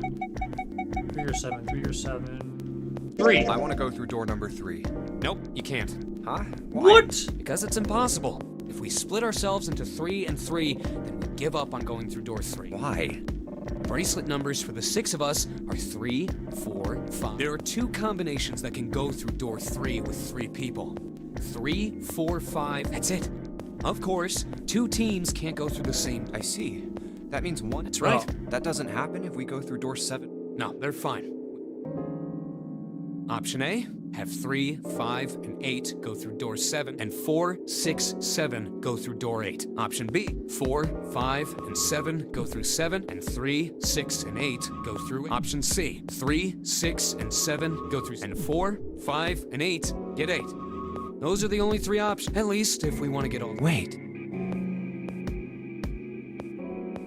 Plan A divides into 2 teams. 3, 5, 8, 4, 6, 7. Plan B divides into 2 teams. 4, 5, 7, 3, 6, 8. Plan C divides into 2, 6, 7, 4, 5, 8. But that means There's one thing they all had in 5 common. and 6 can never be on the same team. If we want all 6 of us to go through a door, then June and I can't go into the same one. Junpei had been friends when they were kids. Trusted her moves more than anyone else on the ship. If he showed 7 or 8, he'd be taken away from her. Was that something he was prepared to do? Have you mulled it over enough, or do you need more? Anyway, that's the deal. So you've got 2 choices. You can't choose 3. If you choose 3, you're gonna be leaving 3 people. So what are you gonna do? 7 or 8? Take the risk and choose door 3. I love it. I love it. I'm gonna choose door 7. Okay. I'll go with door 7. Okay, 7 it is. Yeah. All right then. That means June's got to go through 8. Huh? Why? Sarah Martinez will turn to Junpei, you figured it out, right? Can you explain it to her? Okay, so, June, if we want all 6 of us to go through a door, Junpei finally finished. She looked as though she was about to cry. Oh no! You're saying we aren't gonna see each other again for a long time. A long time. Years. It'll be years. Yeah, they told he wanted to be at her side through whatever trials they were preparing to face, but he knew if they were to survive, he had to swallow his feelings. Or for the 6th of the move forward, he and June had to be separated. Looked at June, he was scared to lose her, but he swallowed Steeler's resolve with his best hey, smile. come on. You're making it sound like we're never gonna see each other again. We gotta split up, but only for a while. This is just like when we went into the 4 and 5 doors, remember? We got split up then too, but we all met back up. I'll bet 7 and 8 are just like that. You mean they're connected somewhere? Yeah, probably. Probably. It didn't sound very hopeful. It was Stephen that interjected. I'm sure they're gonna connect somewhere. Why? What makes you Because think they have so? to make combinations to move If on. they don't, then neither team can get through door 9. In other words, the game would end right here. Zero's been on top of his shit so far. I don't think he'd blow it now. I'm damn sure that son of a bitch wants to have his fun as long as possible. He's not gonna end this game until we get through the 9 door. June said nothing. Tears were gone, but her eyes were still sad as they looked at Junpei. He met them, and with what reassurance he could manage, laid his hand gently on her Everything's gonna be shoulder. fine. We're gonna see each other again. I promise. Oh boy, those 2 words, I promise. Oh boy, June bit her lip and gave him an almost impressionable nod. Promise? Voice was barely above a whisper. Santa's voice shattered at the moment. You guys are done, right? Oh, dude. Anyway, You never that's say pretty much I it. promise. Clover and I will both go into separate groups. I figure I'll take 8 and Clover can take 7. Any problems with that, Clover? Clover looked away and was silent. Whatever. Oh, good. I get to hang out with the depressed. Okay, that sounds mean. Okay. That's mean. I get it. People handle trauma differently. All right. You know what? I We're ready take it to go, back. then. I was being a dick. I was a Let's jerk. move. I'm sorry. I know it's a video game, but still the personalities of the characters get are you know, drawn on real life people that could have real life experiences, and I don't want to shame that. Santa, Lotus, and June headed for door 8. For a long moment, they stood in front of the door. 7 took a deep breath. You guys ready? Yeah. Okay. Okay. Let's go. I wanted to mix up the people that I saw in the game for my first playthrough. I'm guessing I'm going to do all the other doors eventually. It's open. 7 and Clover left through the door. Let's do this! Hurry! The moment they did, the bracelets beeped. Detonators and the bracelets had been activated. Junpei stepped forward to follow them. He was about to step over the threshold. He stopped. He looked to his right, toward door 8. June stood there, a mirror image of Junpei. She turned and looked. Go! What are you 2 doing? Their eyes met. They nodded. June. Go! Go! Your Junpei. thing is beeping. Go! Their farewell to go was 1.5 seconds. What the You hell are you idiots! doing, I Junpei? agreed, 7. What are you doing? Oh my gosh! Yes. Freaking what? What are you doing? Heard the sound of the number door slam shut behind him. I'm pissed. Bracelet gave a cold electronic Only beep. 81 seconds left. No time to waste, guys. Let's get moving. Let's go, 7. Junpei and Clover followed him as fast as they could. After what seemed like far more than 81 seconds, they reached the end of the hall. The door on the left. I can see the dead. you're watching this on YouTube, Johan just said straight people do be like that. Alright. Oh, thank goodness.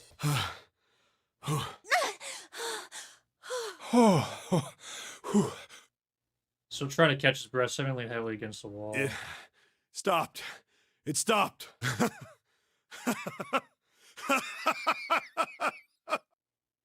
His smile seemed forceful. This is it the looked second like it. time we've gone through one of these numbered doors, but whew, you never really get used to it. Stood up straight, no longer out of breath, wiped some of the sweat from his head and neck. Clover smirked at him. I would have thought a guy your size would have bigger balls than that. Dear Lord, Clover. What the hell did you just say? Say it again! I dare you! You have no... You little... You want to die? I'd like to see you try. You fucking brat. All right, let's go! Hey, calm down, guys. This isn't the time for this. It's not gonna do us any good. Junpei sighed. Sometimes he wondered if the doors and the plus were really the greatest challenges they faced. Wait here for a minute, alright? I'm gonna go see if there are any other doors. They didn't respond, but Junpei was in the mood for conversation anyway. We just came through this door. And of course it's shut tight. There's a short hallway on the left here, and an iron wall. I doubt I can get through it. At last he came up, returned his head, and who was tapping lightly on the wooden door. This door's the only option we've got, right? Yeah, looks like it. Hey, something's written on the door. On that iron plate. It says operating room. If this thing's telling the truth, there could be body parts inside here. Well, this is probably not going to be pleasant. Something about it made Junpei Well, feel nervous. there's no point to standing around. Might as well Operating. go in and see what's waiting for us. Seven grabbed the brass knuckle and slowly opened the door. Creak of the hinge sounded like the groan of a woman. What's wrong? No, it's nothing. Jill snaked his way down Junpei's Let's just spine. go. Quickly he gathered what courage he could and took the first step into the room. Seven followed with Clover right behind him. Huh? Part of the room was just past the door was obscured What by the a hell is screen. this? Why don't we take a look? Hey, Clover! Clover's curiosity got the better of her. She darted past Junpei to appear on the screen. Scream nearly blew out Junpei's eardrum. Clover! He and Seven ran toward Clover to see what had Hey, frightened her. what's wrong? On the screen, the contour was immediately clear. Wha- Oh, it's a body. What the hell? Is It's a mannequin. this a corpse? No, it's a mannequin. Something that looked kind of like a human, lying across almost sort of bed. No, not a bed. An operating table. Oh, am I gonna have to play? Wait, we're playing Operation! Guys, we get to play Operation! Not a bed, an operating table.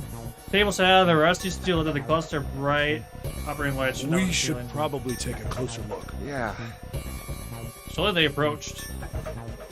As you got closer, the body became clear that it wasn't a body at all. What the hell? That's just a huge doll or something. Doll?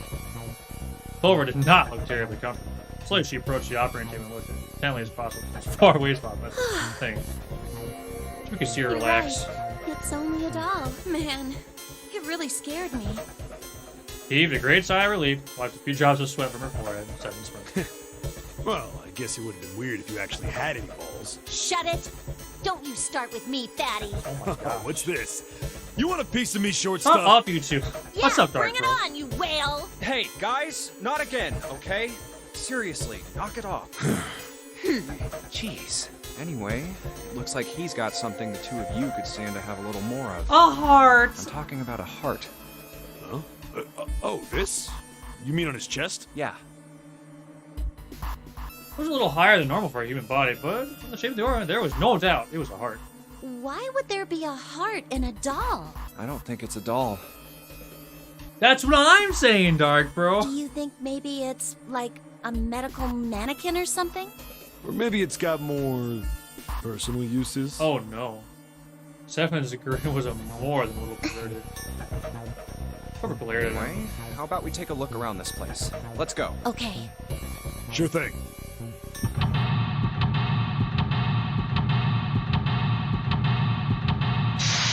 Alright, we got a few things to do here. Alright, let's get into it.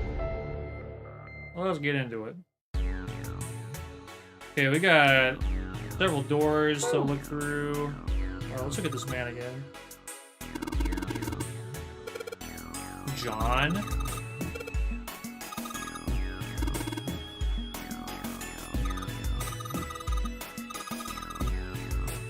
kilograms. Oh.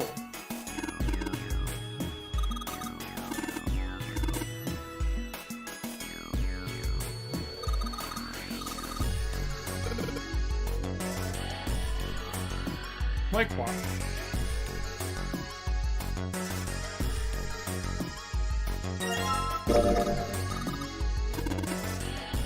Coach reinforcing. Old blood vessel shed. Yeah. Oh.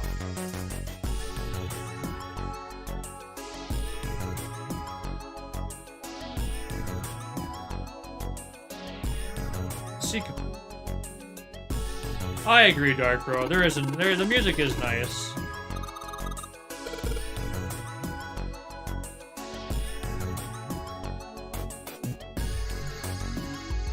Bottles all look like medicine. They got labels, but they're all big medical words that I don't understand. A lot of different kinds of medication. Apart.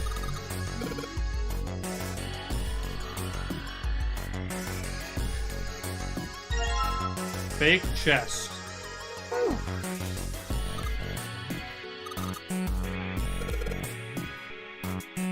Oh, I guess sanitation.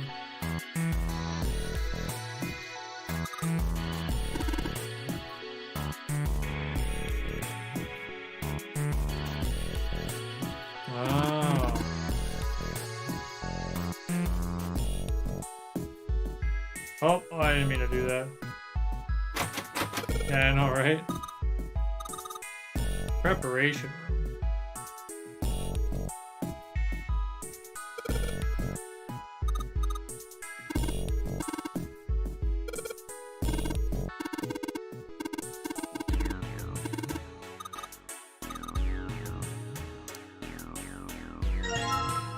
Fake organ? Oh my gosh.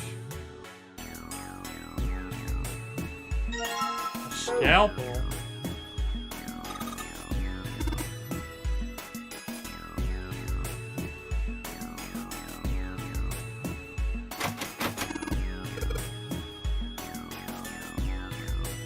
All right.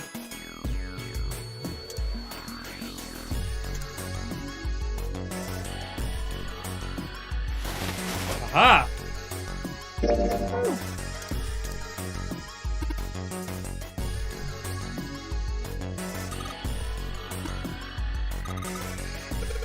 Lucy, John and Lucy.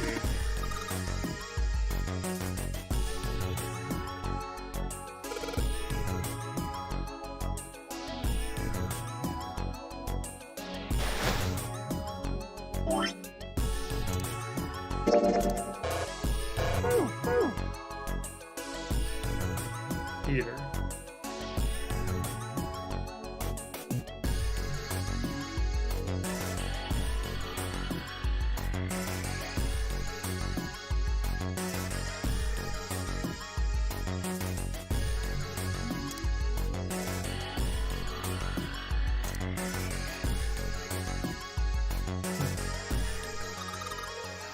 Pipe.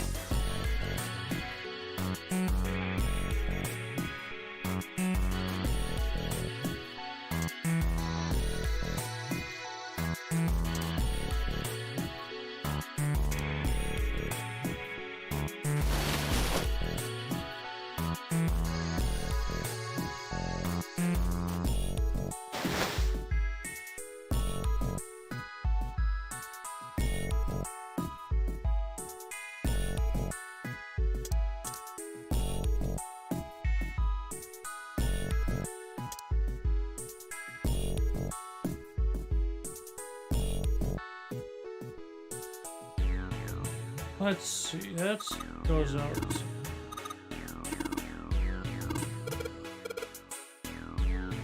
And we're not. Wait, what's this?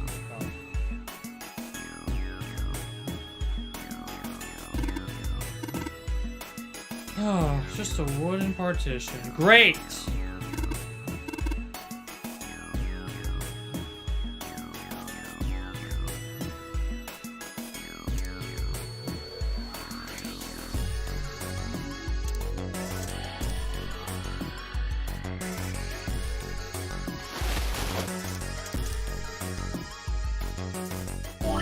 I supposed to like... Oh! Oh, what? Oh, okay, let's see. Aha! Oh, that's comforting.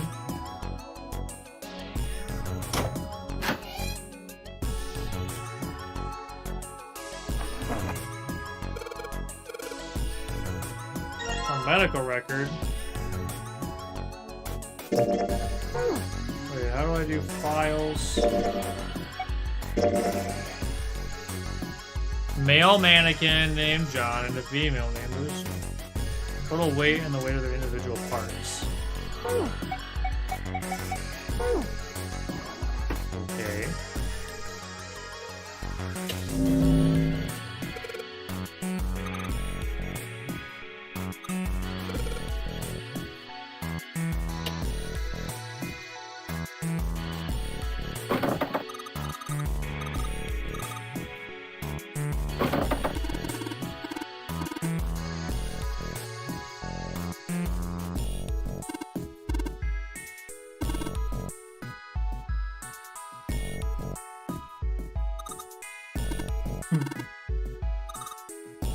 I'm tired.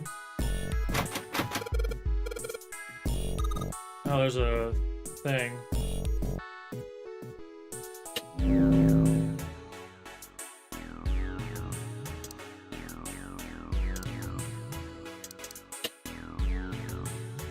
I think I have to get the light to do the thing before it'll... Well, let's see if this key opens this chemical. Oh, whoa! Whoa! Alright, I got a lot going on. That's true, yeah, that's a good point. Slugs? You wanna eat them? Oh, ha ha ha.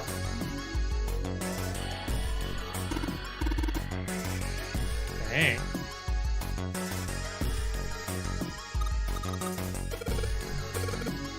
NH3. Oh, yeah? Iron, okay. Iron 1, salt 2, 3. Question marks for the other ones. Blue liquid.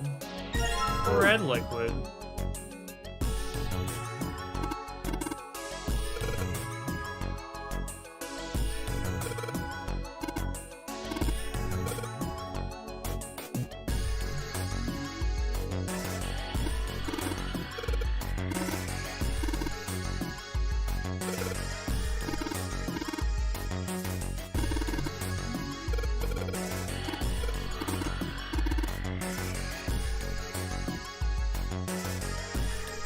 Iron is 1, salt is 2. Okay, so wait. Iron, salt.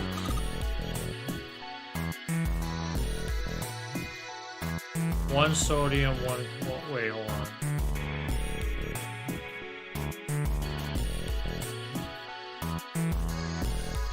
Iron is 1, salt is 2, water is 3.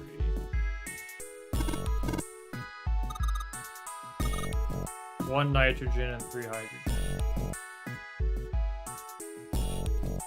So water is up there. This is carbon dioxide. That's supposed to be 4. Like, because iron's here, and that's 1. And that's 2. Oh, oh, I wonder if it's 2, because there's how many atoms? Carbon dioxide, so 3. Or 3. So 3, 3, 4.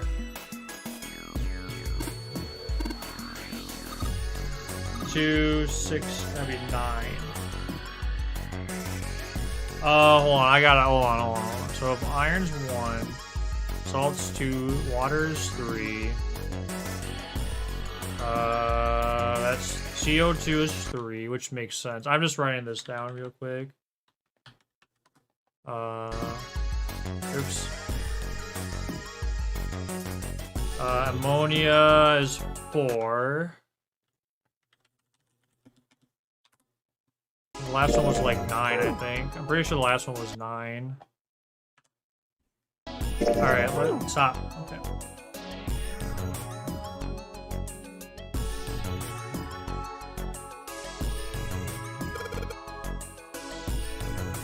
So let's try 3, 4, 9. Ah!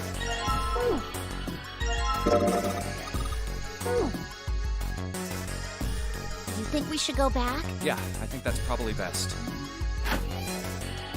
Over, nodded, and left. Jimmy was about to follow when he realized that 7 wasn't following suit. Hey, 7, what's up? Oh, well, I looked up at Jimmy, just tried to lean them back down to the brown bottle he held from his large hand. Is that a medicine bottle? I got curious about it. 7 tossed the ball gently to Junpei. Caught it, twisted it around to lead to the label. Ethylene diamine tartrate? Yeah, that's right. CDT. What kind of medicine is that? It's not medicine. I think it's an industrial strength detergent. Why would they have something like that here? Well, probably to clean stuff up. Clean what up? Fuck if I know. Medical Still, stuff. it looks like it's cleaned my brain up. You remember something? Yeah. Well, I remember a story about EDT. Happened about 50 years ago. There was this factory somewhere in America making big old EDT crystals. Why does everyone know this stuff? They were making it to sell as an industrial strength cleaner, like I told you before. But Is this what it was used a to... year after the factory started up, something strange started happening with the crystals they were building. Water molecules started attaching themselves to the EDT crystals. This made them into a sort of mutation of the original crystals, called a hydrate. Once the crystals turn into a hydrate, though, it's useless as a cleaner. The factory had to just dump the crystals. As a hydrate, they were useless. But it didn't end there. After that day, the same thing started happening in EDT factories everywhere, even ones nowhere near that first American factory. This is They've more... been making crystals the same way, with the same materials and the same equipment and environment. Okay. But now, all of a sudden, every single crystal they formed turned into a hydrate. Okay, so I'm just gonna remember that these are a couple stories now where, like, all for whatever reason it happened here and now it happens everywhere. In fact, ever since that day, no factory anywhere has been able to make a pure EDT crystal. Even in EDT research done years before, they'd never gotten a hydrate. Why is this related? This is related to the story June After it told happened at the us. first factory, it just spread. It was like, how do you say it? Like the molecules were communicating with one another, transmitting information in a way humans couldn't perceive. This phenomena spread throughout the world, right? Junpei looked up at Simon with half a smirk. Simon stared at him dumbfounded. Yeah, that's it exactly. But how did you know? I heard another story, kind of like that one. When? In the freezer? What? The freezer? Yeah, June told me. Junpei told Simon the story he heard from June in the freezer in the kitchen, how one day glycerin began to crystallize. The story of ice that wouldn't melt at room temperature. Junpei was done. Simon looked thoughtful and absent-minded, rubbed the scar on his Ice that chin. doesn't melt at room temperature, huh? That sounds familiar? Yeah, hold up. I feel like I can remember something. It's right there. I guess so, Dark Bro. Seven squinted, his eyes stared off into space as if he were trying desperately to focus Do something you? far away.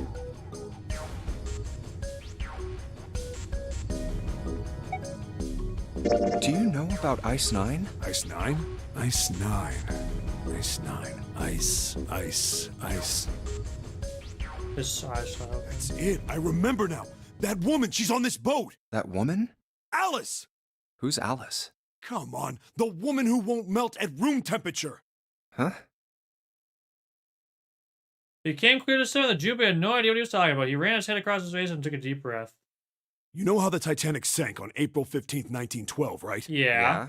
More than 1,500 people died. Worst maritime accident in history. What about it? Did you hear about the boat that was sent to collect the dead bodies? I think that was the RMS Carpathia, right? Sure. Oh, I guess I'll just It it was was a cruise liner, the just like the RMS Titanic. Carpathia. What? How do you people know No, this? that was the ship that picked up the survivors. Oh. The ship that collected the dead bodies was the CS McKay Bennett. The McKay Bennett showed up on April 17th, 2 days after the accident. It set out from Halifax, a port in Canada, and recovered 306 bodies. The Atlantic that far north was really cold. It would have to be for there to be icebergs and stuff. Anyway, the bodies they pulled out of the water were frozen solid. Dark bro. This isn't a very nice story. So, what happened next? Well, they say the McKay Bennett recovered something more than just dead bodies. What? There were various bits of stuff floating around in the water. Things the drowned had carried with them, or stuff that dislodged as the ship sank. One of the things they found was a coffin. A coffin? Yeah, a wooden one. Oh, we heard about this. The craftsman who made it must have been pretty skilled. It wasn't just a wooden coffin. It was all wood. No nails, no reinforcements, no gaps in the wood anywhere. The thing was airtight. Didn't June tell us about a The story? crew got pretty curious about what might be inside it and opened it up. I had to get a wedge and hammer it open. It was so well made. Inside, they found a woman. Or, I guess you should say, they found the dead body of a woman. Her hair was thick and black, and her skin rich brown with no blemishes or signs of decomposition. They say that she looked gorgeous, like a goddess. She was obviously dead, but everyone who looked at her said she just looked like she was sleeping. Her skin was so lifelike, she looked like she might wake up any minute. And she didn't, though. Like the rest of the bodies they found, she was frozen solid. This is connected. This Eventually, is really the McKay weird. Bennett finished searching and returned to Halifax. How does Seven know this? 306 bodies were unloaded. How does and taken June know what ashore. she knows? However, it was warm enough that they began to thaw. They say that the stink was horrible, but there was one body that didn't thaw, and that was... The girl in the coffin. That's right. Everybody thought for sure that she'd melt and start to rot like the rest of them eventually, but weeks passed and nothing happened. And a month passed, and another. And it was summer, and she was still frozen solid. After a while, people started to say she was some sort of miracle. Rumors about her started to spread. People came to visit Halifax from all over. After a while, people started to call her All Ice, Alice. Ah. Of course, those rumors didn't last long. Why? Well, she up and disappeared. One day Alice was there, the next day she wasn't. They say someone snuck into where they were keeping her and stole the body. With the body gone, the rumors followed pretty quickly. After a while, no one remembered her. You might be able to find something about her if you could find a newspaper from back then, but that's about it. Wait, you just said that she was on this boat. Yeah, I did. Alice has got to be somewhere on this ship. Now, why the hell would you say something like that? Because I know. And just what is it you know? What happened to Alice after she was stolen? All right, tell me. What happened to Alice? Seven nods slowly and took on the look of a man we call something long. Well, around that time, the word was that there was a special black market in New York. All millionaires from all over the world. I've heard that Alice went up for auction there. The person who won the auction was Lord Dashiell Gordain. Gordain? You've heard that name before, right? Lord Gordain. Oh, isn't he the guy who bought the Gigantic? The Titanic's sister ship? Yeah, that's him. Although I guess he hadn't done that yet. What do you mean? Gordain bought Alice in 1912. And 4 years later, in 1916, he bought the Gigantic. And he hid Alice somewhere on the Gigantic. But nobody knows where. He died in 1931. And apparently, he died without ever telling anyone where Alice was hidden. So if we're on the Gigantic, she would have to be on the ship. However, what? Well, he did have one close friend who asked him, "Where is Alice?" And he said, "Alice sleeps in a small chamber past the Forest of Knowledge beneath the navel of the Gigantic." What the hell is that? Is it some kind of riddle? Your guess is as good as mine. So that's it. Defeat. Whatever you think, I believe it. She's hidden somewhere on the Gigantic. In other words, she's hidden somewhere on this ship. Fortunately, we could dispute Seven's rather bizarre claim. She was trying to figure out what on earth he was going to say next. Clover's shrill voice pierced the room. Hey, what are you two doing over there? Stop wasting time and get over here. Okay, we're coming. Jeez. Jeez. Seven looked at Junpei. Yeah, so anyway, that's the story. It might be useful someday. Don't forget it. I guess not with that cryptic remark. He turned and left the room. Alice. Huh. Junpei was left behind to ponder what he just heard. He tried to remember what June had told him earlier. That mummy wasn't just a normal mummy. They say that she was frozen. The story says that from the time of its discovery hold on. all the way through to when it got Remember at the hit on beginning of the game? Titanic. Remember at the beginning of the game they said that look for the commonality and you'll find the perpetrator? This story connects at least June and Seven. Even though it was carried through the desert, her body never melted. Then was that Egyptian priestess, Alice? Did the water in her body become Ice 9? No, that's nuts. There's no way somebody like that No could way. exist. There's just no way. Junpei shook his head, trying desperately to clear it and followed sudden operator, but Clover was waiting. Well, all right, let's get to it. Let's help. What was her name? Forgot her name already. Judy? Or Lucy. Okay.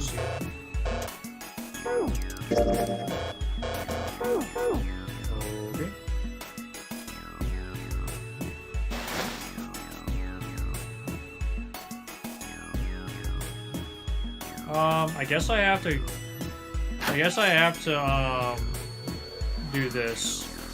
Now, okay. That's purple, which tells me that I should combine these two. Okay, maybe I shouldn't.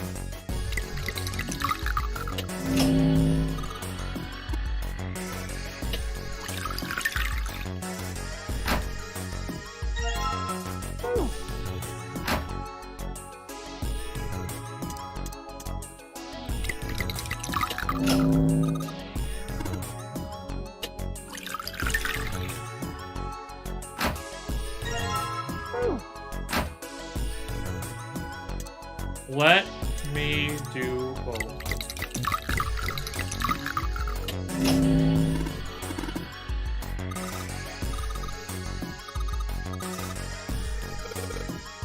It just gotta be unlocked.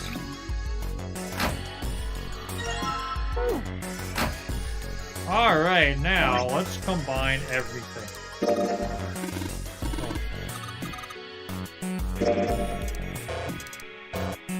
Oh, maybe we can't.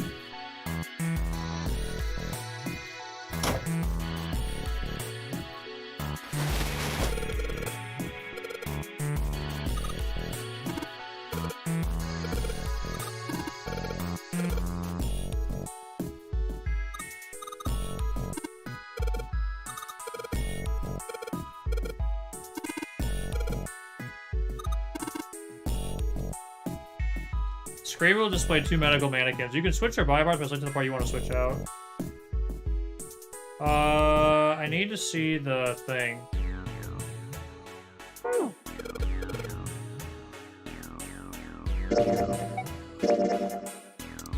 $51.3, 53.2. 51.3, 53.2. Okay, so let's do this. 5.6. So we need to give John the bigger of the legs. Legs look correct. I think. Right?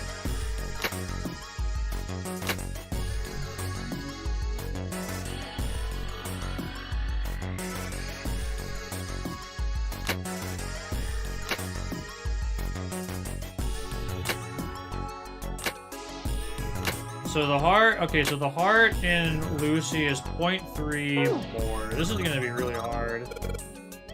Yeah, it's hard to remember all of it.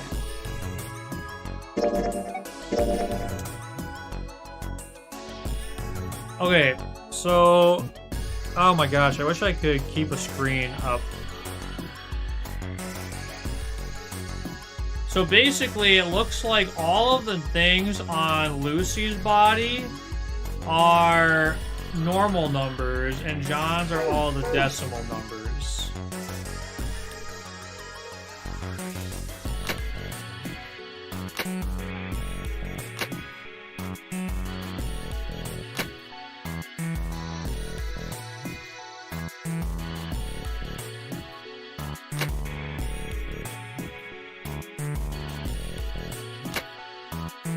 Or wait, am I supposed to just make... Wait.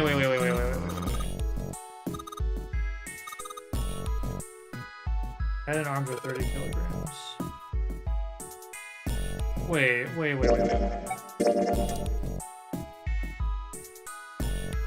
So I have to make... Oh, I see. Oh, that's the base components. So 53.2 and 51.3. Wait, let me see that one more time.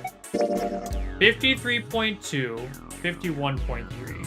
51. John is 51 point here. I'm just gonna write. Let me just write this down. Okay, so John equals 51.3. Lucy equal 53.2. For some reason, we can't change the arms. I guess because they're already there.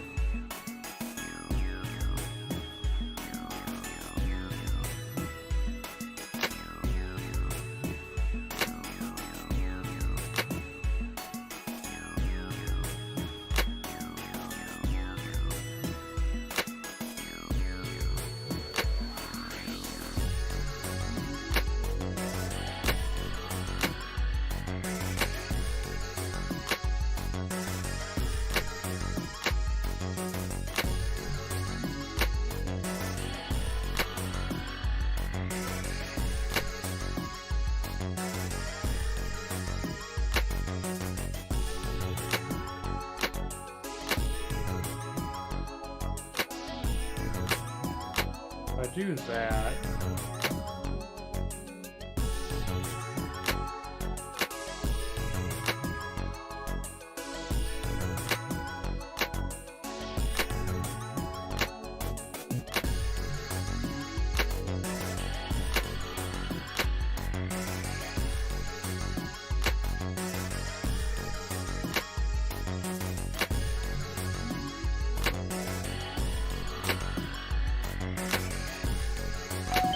ah.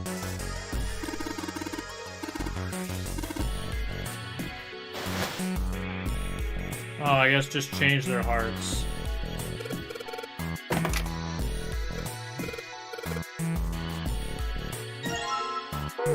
Hey, it's the Jupiter key.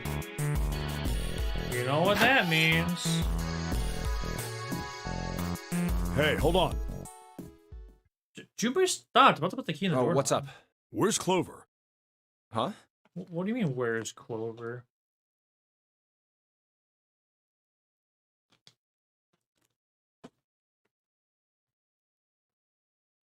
Jupiter turned around, Clover? Oh, What did you God see? damn it. Where the hell did she go? Okay, just hold on a minute. I'll go get her. Sure thing. Jupiter left some at the door and headed back to the operating room. Found her standing next to the operating table. She stared at them Hey, again. Clover, what's wrong? Come on, let's get out of here. She didn't respond. She had been standing up and breathing. Jupiter thought she was What dead. are you doing? Did you want to come back here and say goodbye to John? Wasn't the best joke, but it was something. Attempt to lighten the mood. Clover didn't laugh. She stood stock. Still. Hey, said Clover, nothing. can you hear me?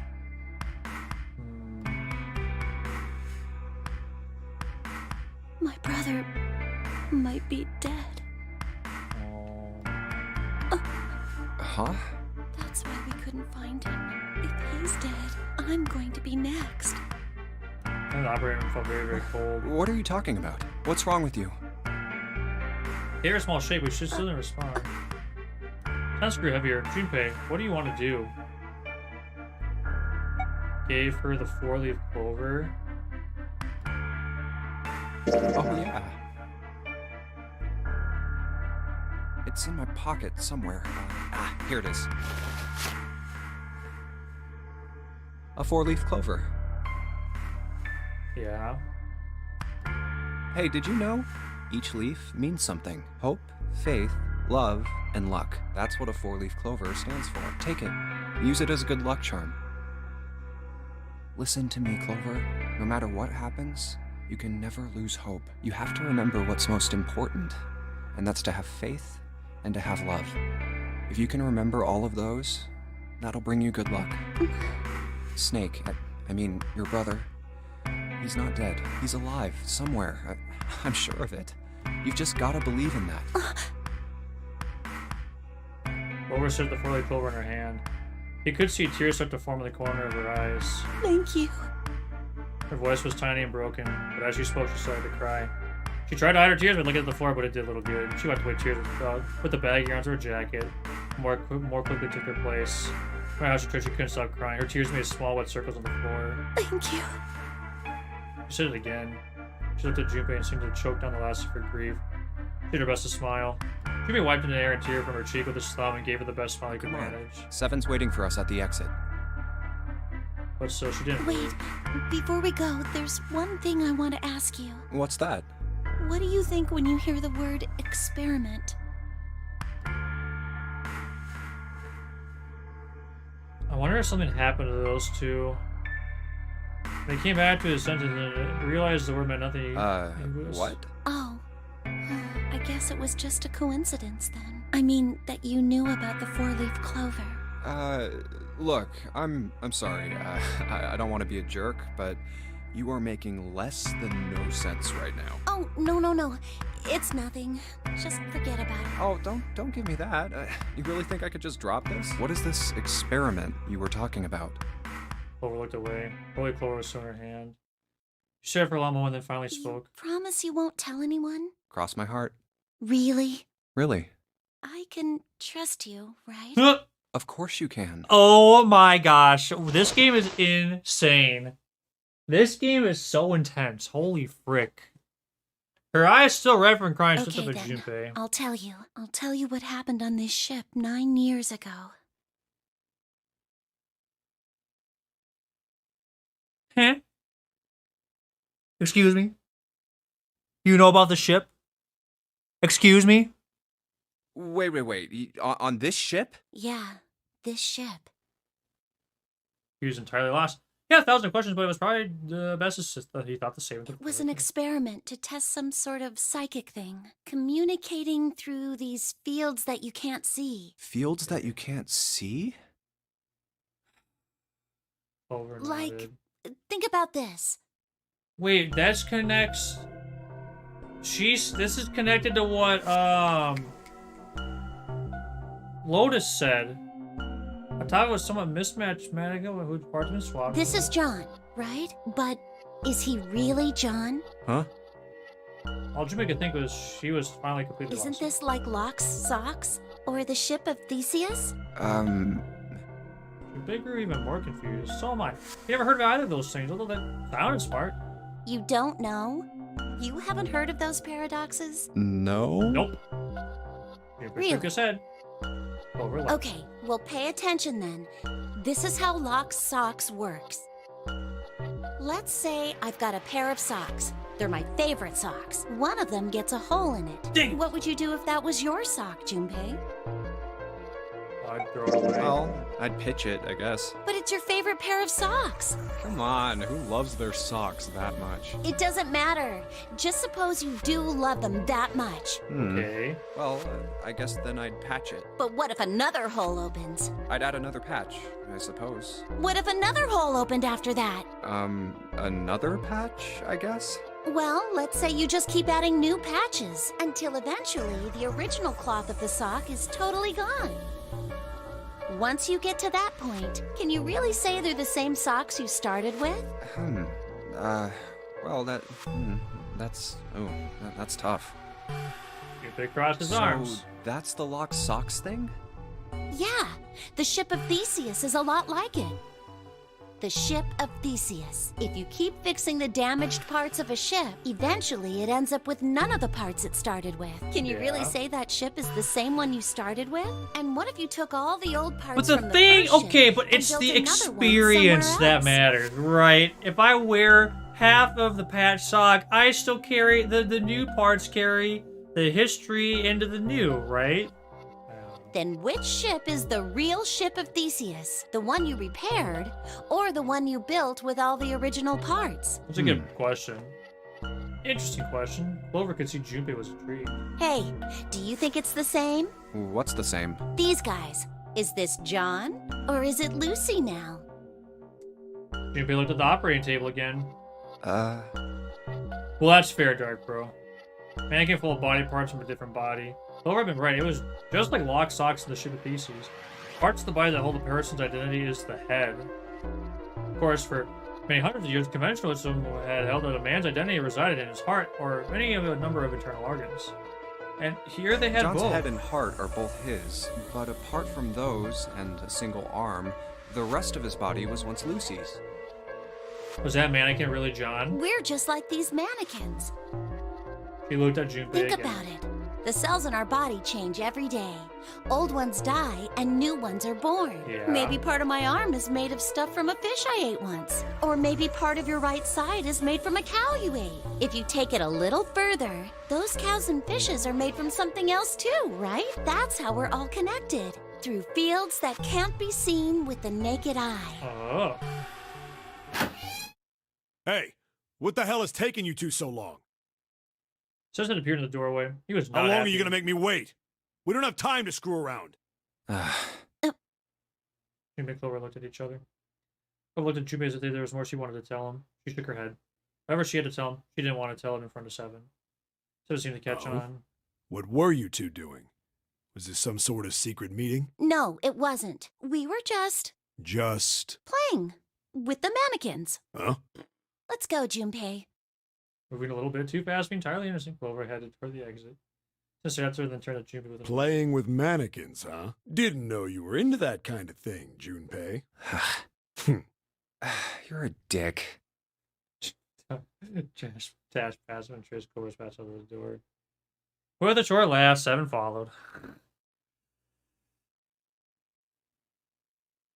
They stood in front of the door. Junpei took All right, out I'm the gonna open Junpei it now. key. Is that cool? You don't need to keep asking, just do it. Okay, now alright? we've had June and Seven connected. We've had Clover and Glotus connected to the Fine, then. stories. So the key to the keyhole and turned it. He felt it unlocked. Door open. The soft melancholy creak. Generally a simple white hallway. There was no fanfare or confetti. Obviously, there was no one there to applaud them. Simply walked through the door. All right, That was it. let's get going. Hey, man, what's up with you? You're so serious, you know? Can't you sound more happy, you know, get a little excited? Not really.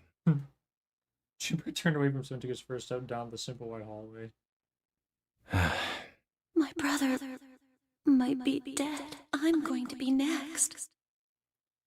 Clover had only told him only a few minutes before that her brother was probably dead, and she was likely to follow him. Like hell I can. Not after hearing something like that. What a joy-filled game! Aren't we having fun, guys? They left the operating room. Okay, I'm still on novel screen, just making sure. The hallway took them around several corners, past several doors. They were all locked. There too, huh? Every door in this place is locked up tight. How about that one? The final door was hidden in the corner of the hall. May as well give it a try. Looks like the iron door. He made a push, his voice stopped him. The voice came from behind him and belonged to neither Seven nor Clover. Jumpy! Huh? He spun around. He saw someone running toward him from the other end of the hallway. There were 3 people coming toward Junpei and his companion. June? And Santa? And Lotus too? They pulled up short in front of Junpei, breathing hard. Whoa! What the hell is this? What are you doing here? What? But we didn't... Before he could finish, Hey Clover spoke. guys, could you come take a look at this? She was standing near the door of a small hallway that branched out to the right. The rest of them ran over to her, curious as to what she Look found. on the wall here. Something on the wall at the end of the hallway. A map of the ship's interior? It says C deck. So it's the map for this floor then? Aha. Door 7. And... Door 8. Yep, they both eventually end up at this hallway. Oh-ho. And fan. Yeah, isn't that what I said? We aren't going to be split up permanently till we find door 9. We might get separated for a little while, but we'll see each other again. Otherwise, we won't be able to open door 9. That's how the nonary game works. I see. I see. Junpei looked at the map of the ship's interior again. Wait a sec. Hey, could this lead to... So he looked more closely. His surprise excitement gave way to weird. Oh, You've got to be kidding me. That's door 3. Or the second door. We may as well go. yeah. Move this one for the Oh, door. almost forgot. We should keep this. Pull the map of the ship's interior off the wall. Combine all the maps! The 6 of them stood in front of the door, right at a semicircle. They stepped forward. He took hold of the door and spoke without looking back at the other Ready? 5. I'm gonna open it. This should go back into the room. A deep breath, Santa threw open the door.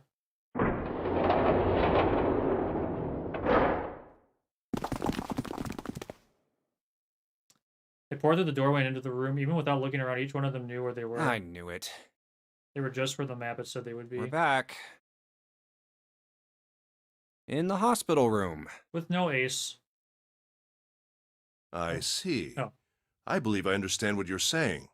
Oh, he's with Snake? Is he with The Snake? 6 of you split into 2 teams and went through doors 7 and 8. You solved the puzzles in the operating room and the laboratory. and then met one another in the hallway after opening your respective locked doors. Excuse me, how do you know this? He looked like anyone might after only just waking up, but it seems his brain was working as well as ever. He managed to grasp some of the analytics in each team's report. any Oh, I feel a bit silly for my little show of altruism. I thought it was just like, welcome back, guys. So I see you've done all these things that I would have had no information about. I know I said I was Okay. sure you'd come back for me. I didn't think it would happen so soon, though. He shook his head with a rueful smile. Well, we saw each other again and we ain't dead, so I say that's good enough. Seven smiled. Anyway, I said we get out of this creepy old place. We found the key we need. The key? Ain't that what I just said? I'm talking about the Jupiter key. We found it in the operating room. Right, Junpei? I know, right, Dark Yeah. Pro? That's crazy. Junpei Oh, nodded. the solar system keys. Actually, we found one in the laboratory too. Oh? Here, the Earth key. Oh, wait, didn't we see that one already? Still warm. Key with an earth symbol on it. I might lose it. It's probably better if you hold on to it. That way it won't be my fault if it gets lost. Yeah, on it. And with that, she pressed into Junpei's hand. He felt slightly less Nah, we have 3 keys that we haven't used yet. Yeah. The Jupiter key that we found in the operating room. The Saturn key card we found in the kitchen. And the Earth key Lotus just gave me. Junpei tucked the new keys into his pocket. June spoke up. The Jupiter key is supposed to be for the door at the end of that long, straight hallway, right? Yeah. If the map's right, then it connects to the central staircase. Then, next to the stairs, Wait! They were the first person anyone heard out of course. Her face is they weren't going to be very happy. What with about door 3? look, you saw the map, right? It's the same as 7 and 8. Just lead us back to the big hospital room. There's no point to seeing what's on the other side of that door. There is a point. this. There could be a key. At least there is for me. Oh, there were tears in her eyes, but she glared at Seven as hard as she could, just the same. She looked very much like a frightened puppy. There wasn't a man alive who could have resisted those eyes. Seven looked everywhere in the room except the Clover. Aaron caught apologies. on her Yeah, behalf. you're right, I'm sorry. Snake might be on the other side of door 3. Clover nodded once. The next person to speak was Ace. Very well. I'll be coming with you then. I've had a nice long rest. I think it's time I was up and about again. So, Seven, you'll help me, won't you? Huh? He did the calculation quickly in his head. 4 plus 1 plus 7 is 12. 1 plus 2 is 3. Like 7 was doing. At last, he gave up. Well, I guess that's how it's gotta be. So I'm going with you, huh? Yes, you are. All right, let's get moving. So it was decided that Clover, Ace, and 7 would discover what lay beyond door 3. Okay, we're heading out. Be careful. Whoa. Whoa! Didn't think I'd be hearing that from you, Lotus. Don't let it go to your head. I'd be in trouble if the 3 of you bought it. The rest of us can't open the 9 door. Ah, the truth comes out. Not does the answer. Made much more sense than he pulled the lever of the red. Okay, we're off. Door open. And Ace, Clover, and 7 jumped through it.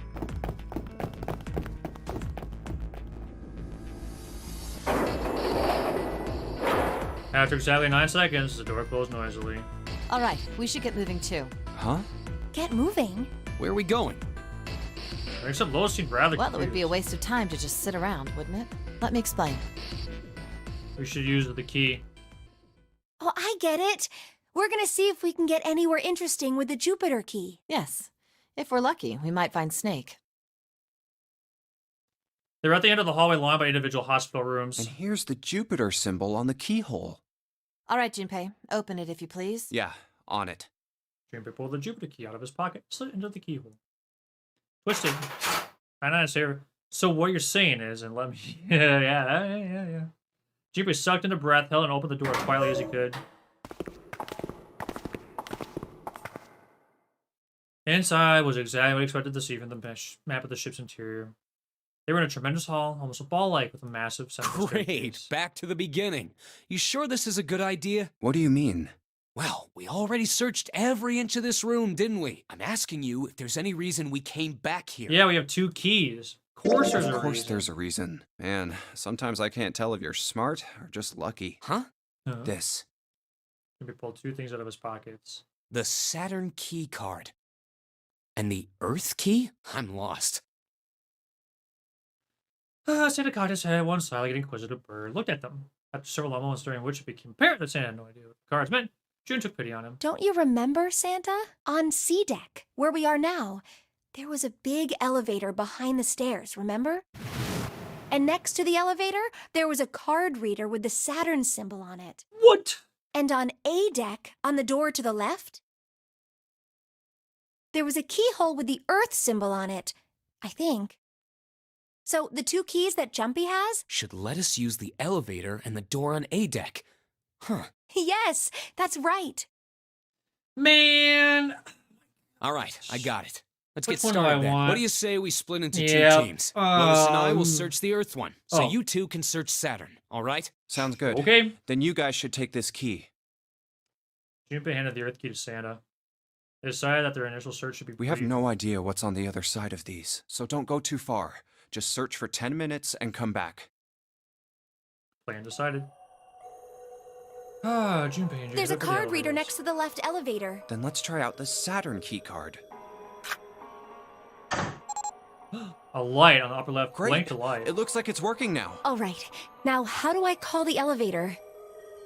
There is a single button to the right of the elevator door. Oh, it only has the upside down triangle on it. I guess there's no up button. Well, we may as well try pushing this one. Door slid shut. They heard the grind in the motor as the elevator car moved down.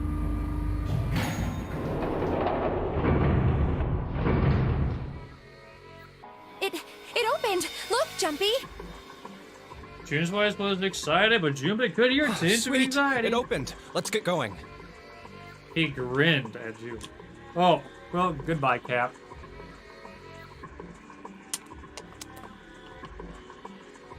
Might as well finish all that, because I definitely don't want to drink out of a cap that's been touching the lid of my water bottle when it's on the floor.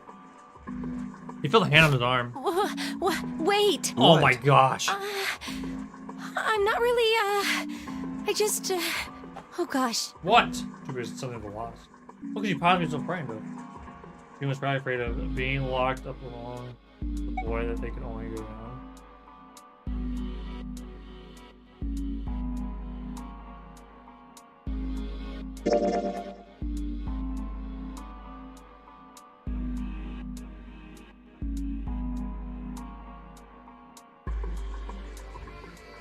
The elevator can only convey them to the lower decks. Come to think of it, the lower floor, D deck, is completely underwater. An elevator heading to a submerged floor. That is pretty scary. Hey, wait a minute. This elevator came up from somewhere under us, right? Well, yes, I guess it did. It didn't open right away after you pressed the button. There was a motor noise, like it was moving, and then it opened. Yeah, exactly. Yes. So, take a look inside.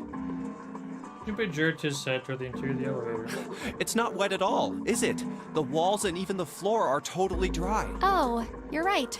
They are. Looked around the elevator, slightly embarrassed. Well, let's test it. Tested. Yeah, watch this.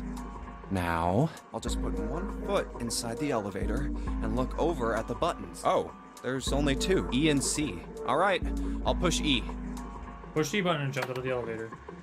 First was shut and they heard the grind of the motor as the elevator car moved down.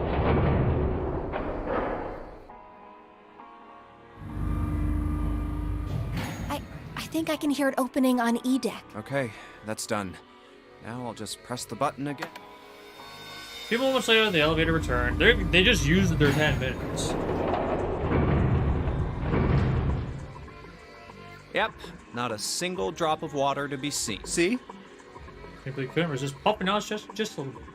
You, however, still What confused. does that mean? How can E deck be safe if the D deck is full of water? Yeah, Well, what the Here's heck? what I think. The elevator shaft and E deck must be watertight and separated from wherever the ship's been punctured. Here, let me show you.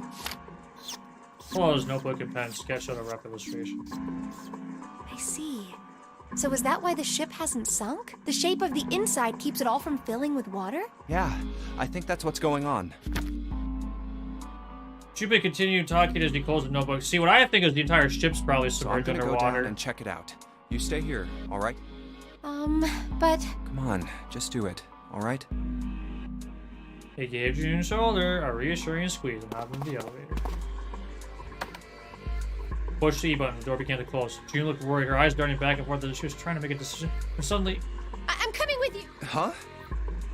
at the last possible moment, June dashed forward, turned sideways, and just in time to slip into the gap before the door Hey, closed. wait! Junpei jammed his fingers on the open button, but it was too late. Ah, crap. It closed.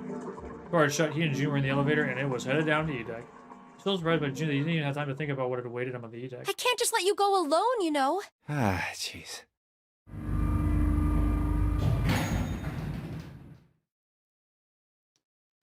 The elevator stopped and the door slid open.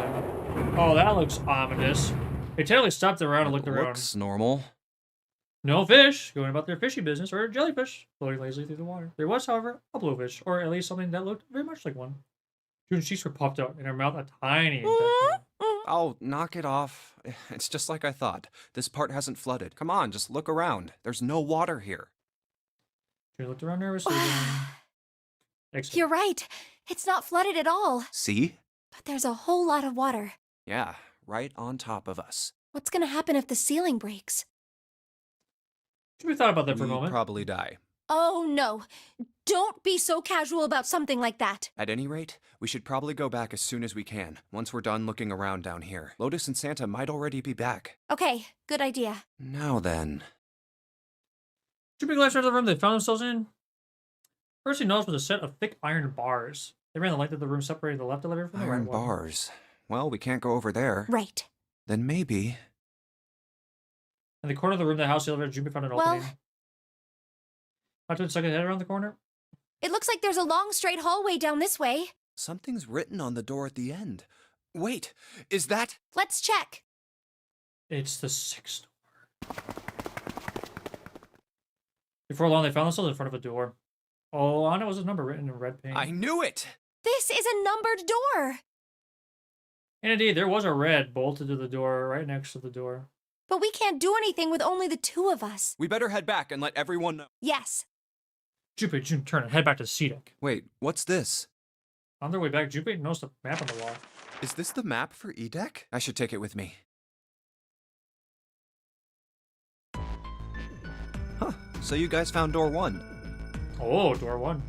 Let's see, we found doors 1, 3, 4, 5, 6, 7, 8. So you've only not seen door 2 and 9, I think.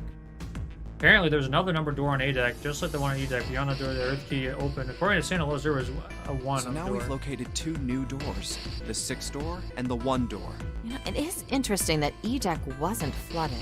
Yeah, well, this was quiet from us. Well, we don't really know if all of E-Deck is safe. We only checked the area around the elevator. Even so, it's still very interesting. You said the 6th door was there, right? Yes. Then that means Zero planned all this out. Even the sinking. That would have meant some pretty serious remodeling of the ship's interior. It's pretty mind-blowing when you think about it. Yeah. I wonder how long it took. I can't even imagine how much it must have cost. Yeah, while we ponder on this, I'm gonna go grab some water real quick. I'll be back in a flash.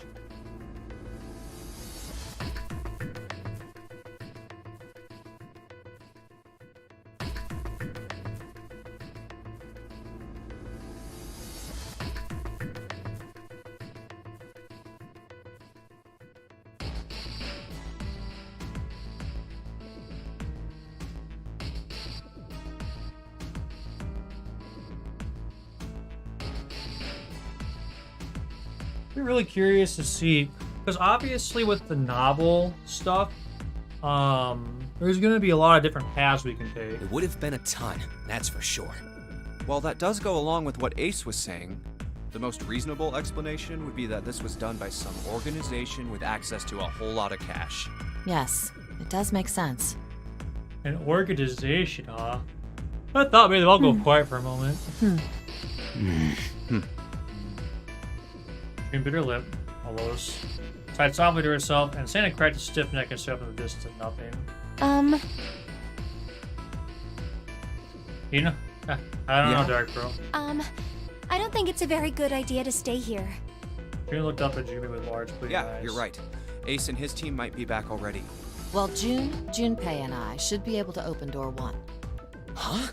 You guys leaving me behind? Well, 8 plus 6 plus 5 equals 19, 1 plus 9 equals 10, and 1 plus 0 equals 1. Just kidding. All right, let's go.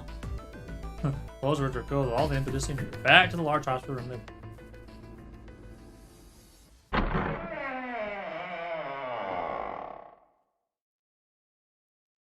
The moment they set this at a tremendous voice, I go from the room. Hey! Where the hell did you guys go? It was 7. Oh. Oh. Ace was right behind him, and Clover was behind us, although she seemed to be hanging back. What's wrong? Well, there was something strange about them. 7 had a look of a man who had seen a ghost. Ace was just pale. Clover looked as though she'd only moments had passed entirely. For a long moment, they simply stood there, looking at one another. She looked around her, waiting for someone to speak. No one did. He looked at 7. What happened? What the hell kind of question is that? Someone was trying very hard to be angry, but something had shaken him hard. Clover trembling in his voice. Snake is... Just looked away, his face twisted by. He wasn't sure why. Instead, Ace spoke. Took a deep breath, closed his eyes. Snake is dead. He died, just as the 9th man did. It was as if all the air had suddenly been sucked out of the room.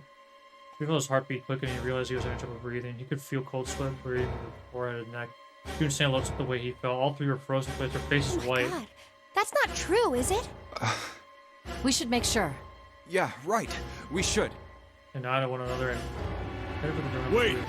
Not that way! What? Why not? They stopped short and turned to look at 7. I stuck a screwdriver in there to keep the door from closing all the way. It's not locked, so you can go in that way. Where is he? Shower room. Left side of the hallway. I put a broom in there too to keep the door open. That means we can get in without going through the numbered door, right? Yeah, that's right. Then let's go. This music's too intense. New destination clear. Should we just companions to the door for no number? Once in the hallway was easy to stop. This wasn't open when we passed here before. No, just as 7 had said, there was a broom stuck between the door and the frame, keeping it open. Let's keep going. They looked at it for a moment, then stepped aside. Oh, it smells horrible. Alice wrinkled her nose and covered her mouth in disgust. Even Santa pinched his nose shut. Oh, yeah. This is pretty awful. I feel like I'm gonna puke. Just as bad, I said, perhaps worse. A hideous smell filled the air, so thick that they could almost taste it. Sour, smell of fish, feces, burnt meat. His way through Jume's nose down his throat, the pound his entrance to his stomach. Put his hands over his mouth, struggled to keep what little was in his stomach where it belonged. Where is he? Where's Snake? LR? There.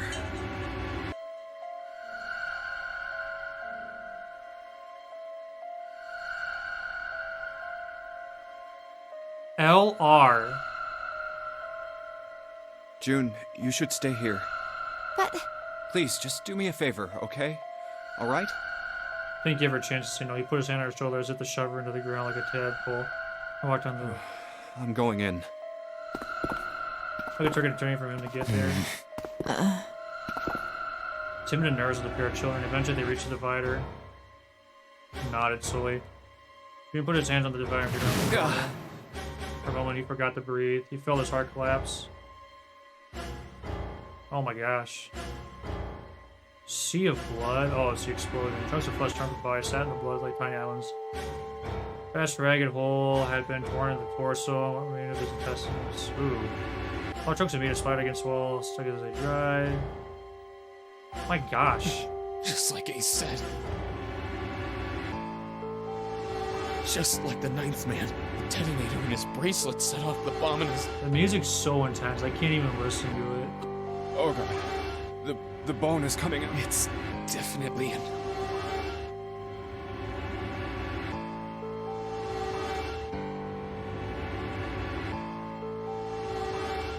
Oh, the face. It's... Yeah, you can't even tell who it...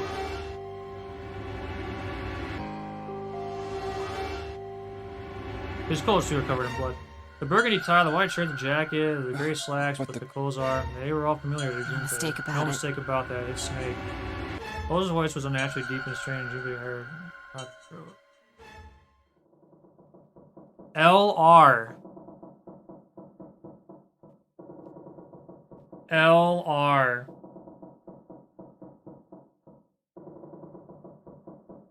There's something that's going on when the metal's happening.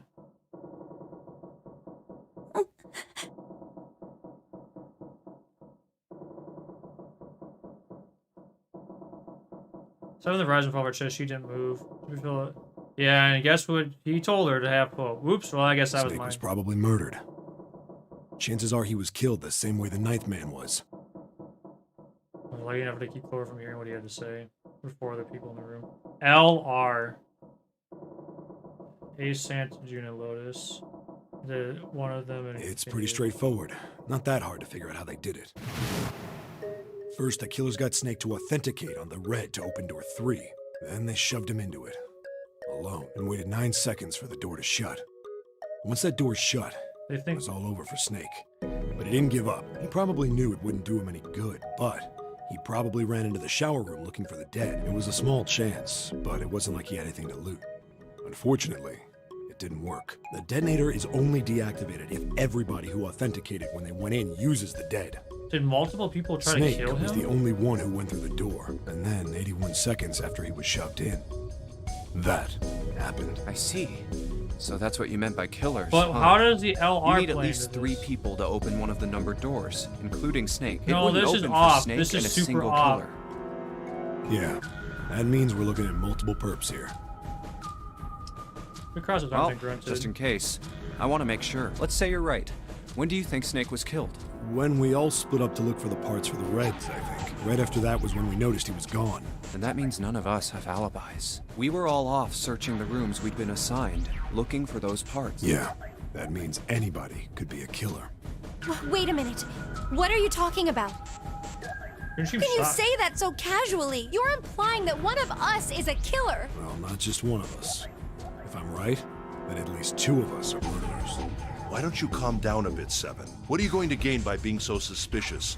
That's what Zero wants, you know? What Zero wants? Exactly. This game was set up by Zero, wasn't it? Any game has a winner and loser. Whoever makes it through door 9 is a winner. And those who don't are the losers. Zero is trying to make us fight against one another for that victory. Then you're saying that Zero is trying to split us up by making us fight each other? Yes. That is why we can't let ourselves fall prey to suspicion. We have to trust one another and form a strong bond of friendship. Otherwise, we'll end up ensnared by Zero's manipulations. Don't think Then it's does gonna be that that mean easy. that the person who killed Snake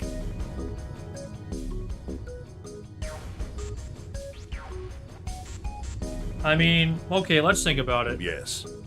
Almost certainly Zero. But here, himself. okay, I have a couple comments. So one, wouldn't he be screaming? He would have screamed. Here's what I think. People should have heard him if he had been taken.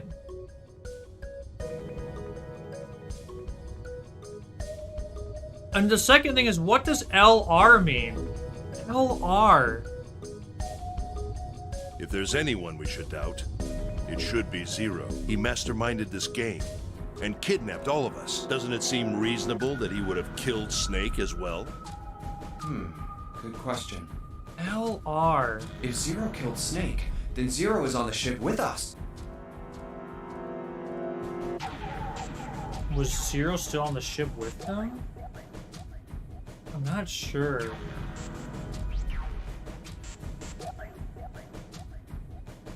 So hard to tell. I think Zero. But I don't.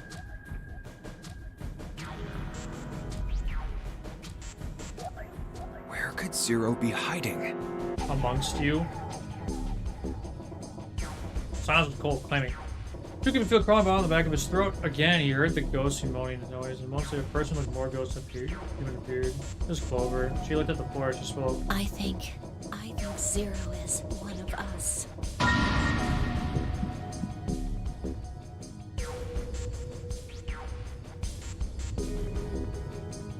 Yeah, that's an idea. I started from face to face. One of those faces was the face of the jailer. But who? Was he one of them? Possible. Well, that's possible. Huh? Like Clover said, Zero might be one of us. What are you saying, Jumpy? Didn't you hear what Ace said? Exactly. I said we shouldn't suspect one another for no reason. No reason. I've got a great reason. And what's that? The bracelets. Why are the bombs in our bodies connected to the bracelets? You're all thinking Zero's hiding somewhere watching us, right? If he's doing that, then he could just detonate the bombs by remote control if someone did something they weren't supposed to. It would be a lot more precise and a lot easier. But if that's the case, then why is the bomb set off by the detonator in the bracelet? You got a point. I'm not done. Try applying the same ideas to the Nonary game. All of the puzzles here run all by themselves. In other words, Zero doesn't have to be controlling them for the game to move forward. Why's that? Why would Zero bother to do something like that? So let's say you and Clover are right. Zero's one of us. If that's the case, then it'd be really hard for him to keep track of all of us or control her. anything remotely. That's why all the puzzles run by themselves. That's what you're getting at, right? Yeah. 7, when we were talking earlier, you said any one of us could be Snake's killer, right? Yeah, something like that. Alright then. I've got a question for you, Ace. You said something like Zero must be the one who killed Snake, right? Yes, something like that. I can't think of any other explanation. So what do we get if we combine those? They fit together pretty well, I think. Something like this. Whoever killed Snake is Zero. Hence, Zero is one of us. 7 and Ace's theories aren't mutually exclusive. They actually complement each other pretty well. At least they do if Zero is one of us.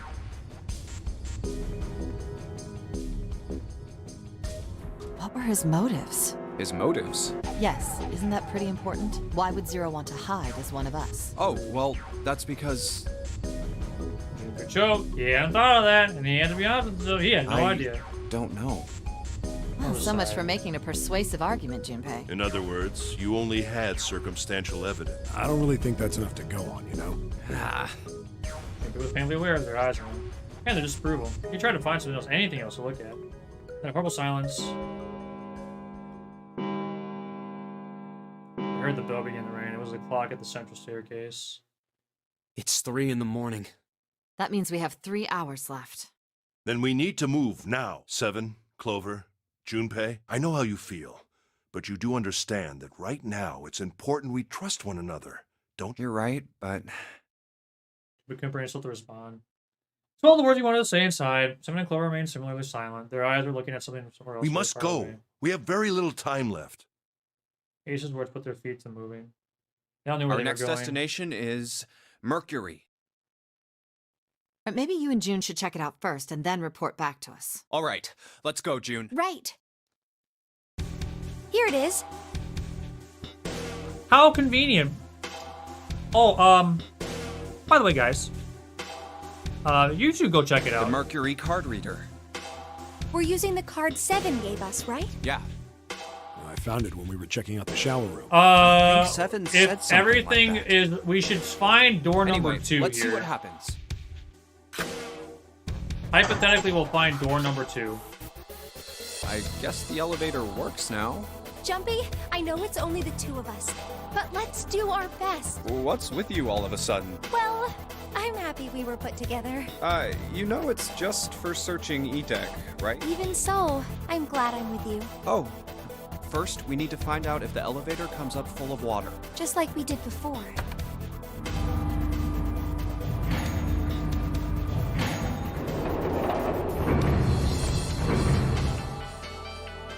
Oh, here it is. I knew it. It's not wet at all. Let's go. Yes. Once it's been checked for water, Junpei and June stepped into the elevator. Look!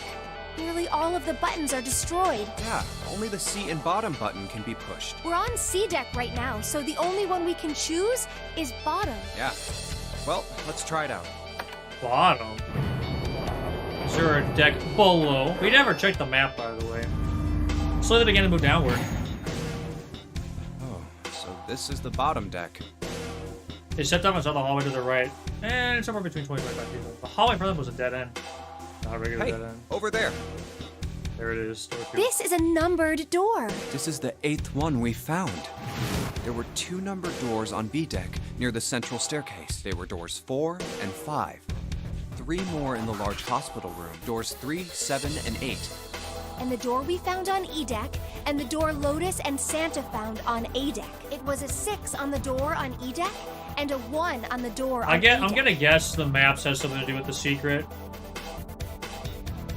That means... Do you think the next door we find? Yeah, I think so. The next one's gonna be door 9. Despite himself, Junpei felt excited. There was something about that excitement that Brian as Fine. well. Yeah, Oops. You don't look very happy about it, though. it's not that. I just hope nothing goes wrong. You're right. We should keep our fingers crossed. Let's head back. Okay. It is best to put it from his mind and head it back to see that with June. 1, 2, 3, 4. All right, 7 pieces. Pieces of the paper they fold up on the ground next to Jupiter's legs. Everyone had written on paper and folded from Jupiter's notebook and never to pull together a Just blind double book. checking, but everyone wrote their code name and a door number they want, right? Yes, just like you told us earlier. Can't believe we're voting here. Why have they decided on the vote We need that to way? make the whole thing fair. Blah de blah. This is a complicated plan, you know. Hurry it up, Mr. I have a brilliant idea. They decided it wasn't fair to simply ask everyone at once that they would allow people to force others to go through certain doors. Quiet in the peanut gallery. He had a plan. That's a plan he wanted anyone to catch wind of, however. He did his bit as calm as he began to open. All right, let's open these up. The first one says, Ace requests door 1. Yes, I do. Would you like me to explain why? No, we don't have time for that. Sorry. Let's keep... Oh, we could get a lot of nice, helpful information and backstory. Nah, we don't need that.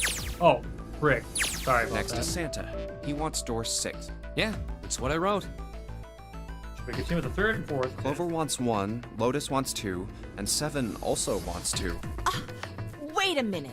There is no way I'm going anywhere with the Elephant Man. No, there'd be no point to the voting if we let people change their choices because of stuff like that. But Just give it up, Lotus. It's not like I want to hang out with some exhibitionist grandma. I am not an exhibitionist. I'm wearing clothes.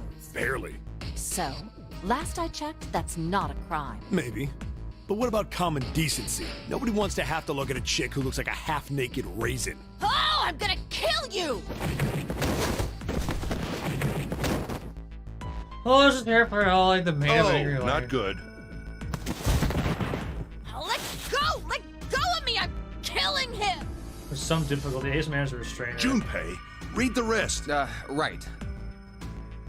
He tore his eyes and looked down at the safe. He opened it. June wants door 6. Yes, I don't really have a reason. I just felt like it. Oh, okay. He did some quick calculations in his head. So this was everyone's vote. Ace and Clover requested door 1. 7 and Lotus requested door 2. Santa and June requested door 6. Then the door I should choose is... Okay, the last one is mine. I want to go through. I didn't do the numbers. I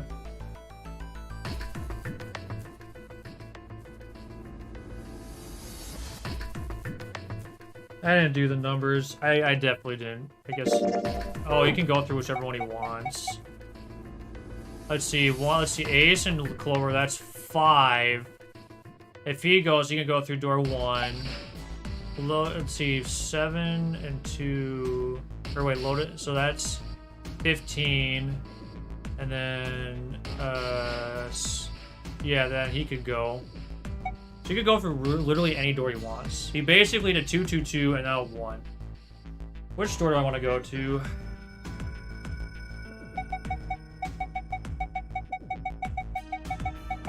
So, let's see. I don't really want to go with 7 and Lotus, because I've already hung out with them.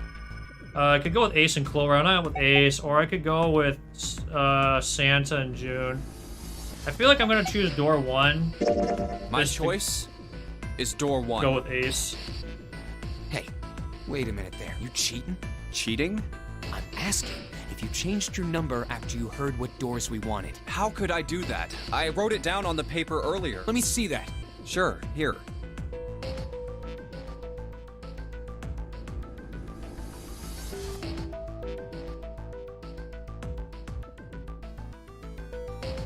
Oh, man. I had 3 pieces of paper ready.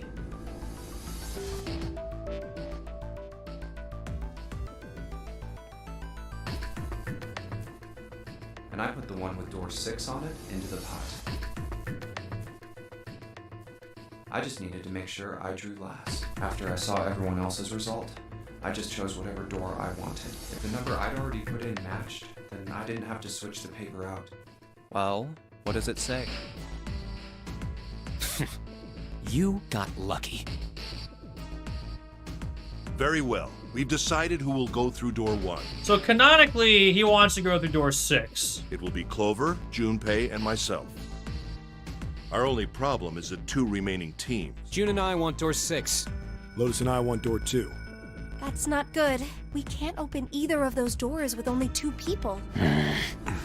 Aw. Fine. 7, we'll go through door 6. Sure thing. I didn't really want to go through door 2 anyway. Besides, if we've got a younger girl with us, it'll lower the average age. Right, June? Well, I She's like, Pig. You just wait and see. oh. A woman prepared to kill. Ooh. Calling me old. This is why men are such a pain in the ass. They're about as subtle as a brick. And they're at it again. You have this ever the staircase. Lois was still muttering angry. I'll see you later, June. Jumpy. Circumstances dictated that Junpei and June would have to part ways again, but this time it didn't Don't stink make quite that as face. It'll be like what 7 said. We aren't going to be split up permanently till we find door 9. We might get separated for a little while, but we'll see each other again. Otherwise, we won't be able to open door 9. And that's how the notary game works. It'll be fine. I'll see you soon. All right. See you later. Lingering uneasy remain, but they went their separate directions without much trouble. Junpei, Ace, Clover Here's headed toward A-deck. A-deck. It was the door on the left, right? That should be it, yes. Then here we go. It opened. They walked through. It's just as Santa and Lotus said. Yeah, the hallway set the door with a large A red one numbered on door. it. To the left, bolted was There's the red. the red. I'll go first. Ace went first, waved his wrist from the scanner panel. Now the 2 of you, if you would. Junpei was next. Finally, let's see Clover with her arm. She leaned toward the scanner panels. Whoa, we screwed up. Telling her to have Now, hope. Take a breath. Turn to Junpei and Clover. are you ready? Shall I pull it? Yeah, anytime. Clover said nothing. Now a little more lethargic twitch in her Very head. well, then. Let's go. 3, 2, 1. I feel really bad, but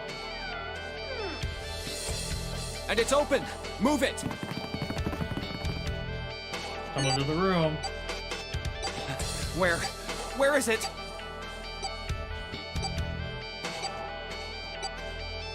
Test up at the dead to determine whether they were There dead. it is! Over there! Next to they come to is dead, as when they ran to it. They put their hands in it as if they were fighting for it.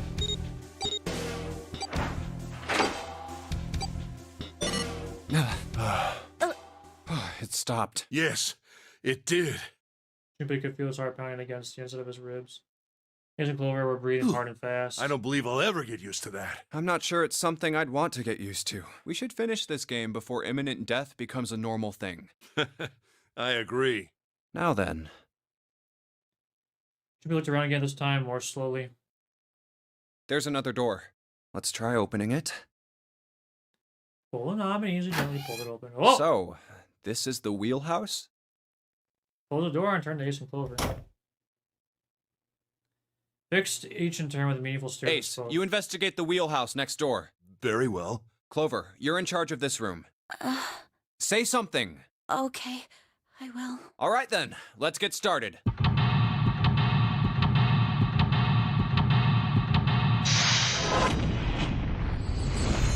What will we find in the wheelhouse? What will door number 1 reveal? Can we make it out alive?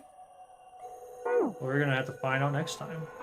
It is time to save. In fact, I'm even going to make a safety save. I think we've done a pretty good job here, getting really far. Ooh, wait, this game really gives you the shivers, doesn't it? Really gives you the shivers. Thank you all for watching. I hope you had a good time. This game's been really fun. It's definitely different. It's very intense. It's almost too intense for someone like me. I still nonetheless find it enjoyable. The puzzles have been good. Imagine the first puzzle's been by far the hardest.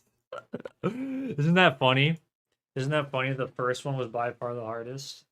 Well, there's obviously plenty more game to go, right? I mean, we got the doors, and my guess is we'll have a chance to backtrack and do the game a second time to get through the 9 doors and figure out everything. So, if you're watching this on YouTube, thank you so much for watching. Hope you had a wonderful time.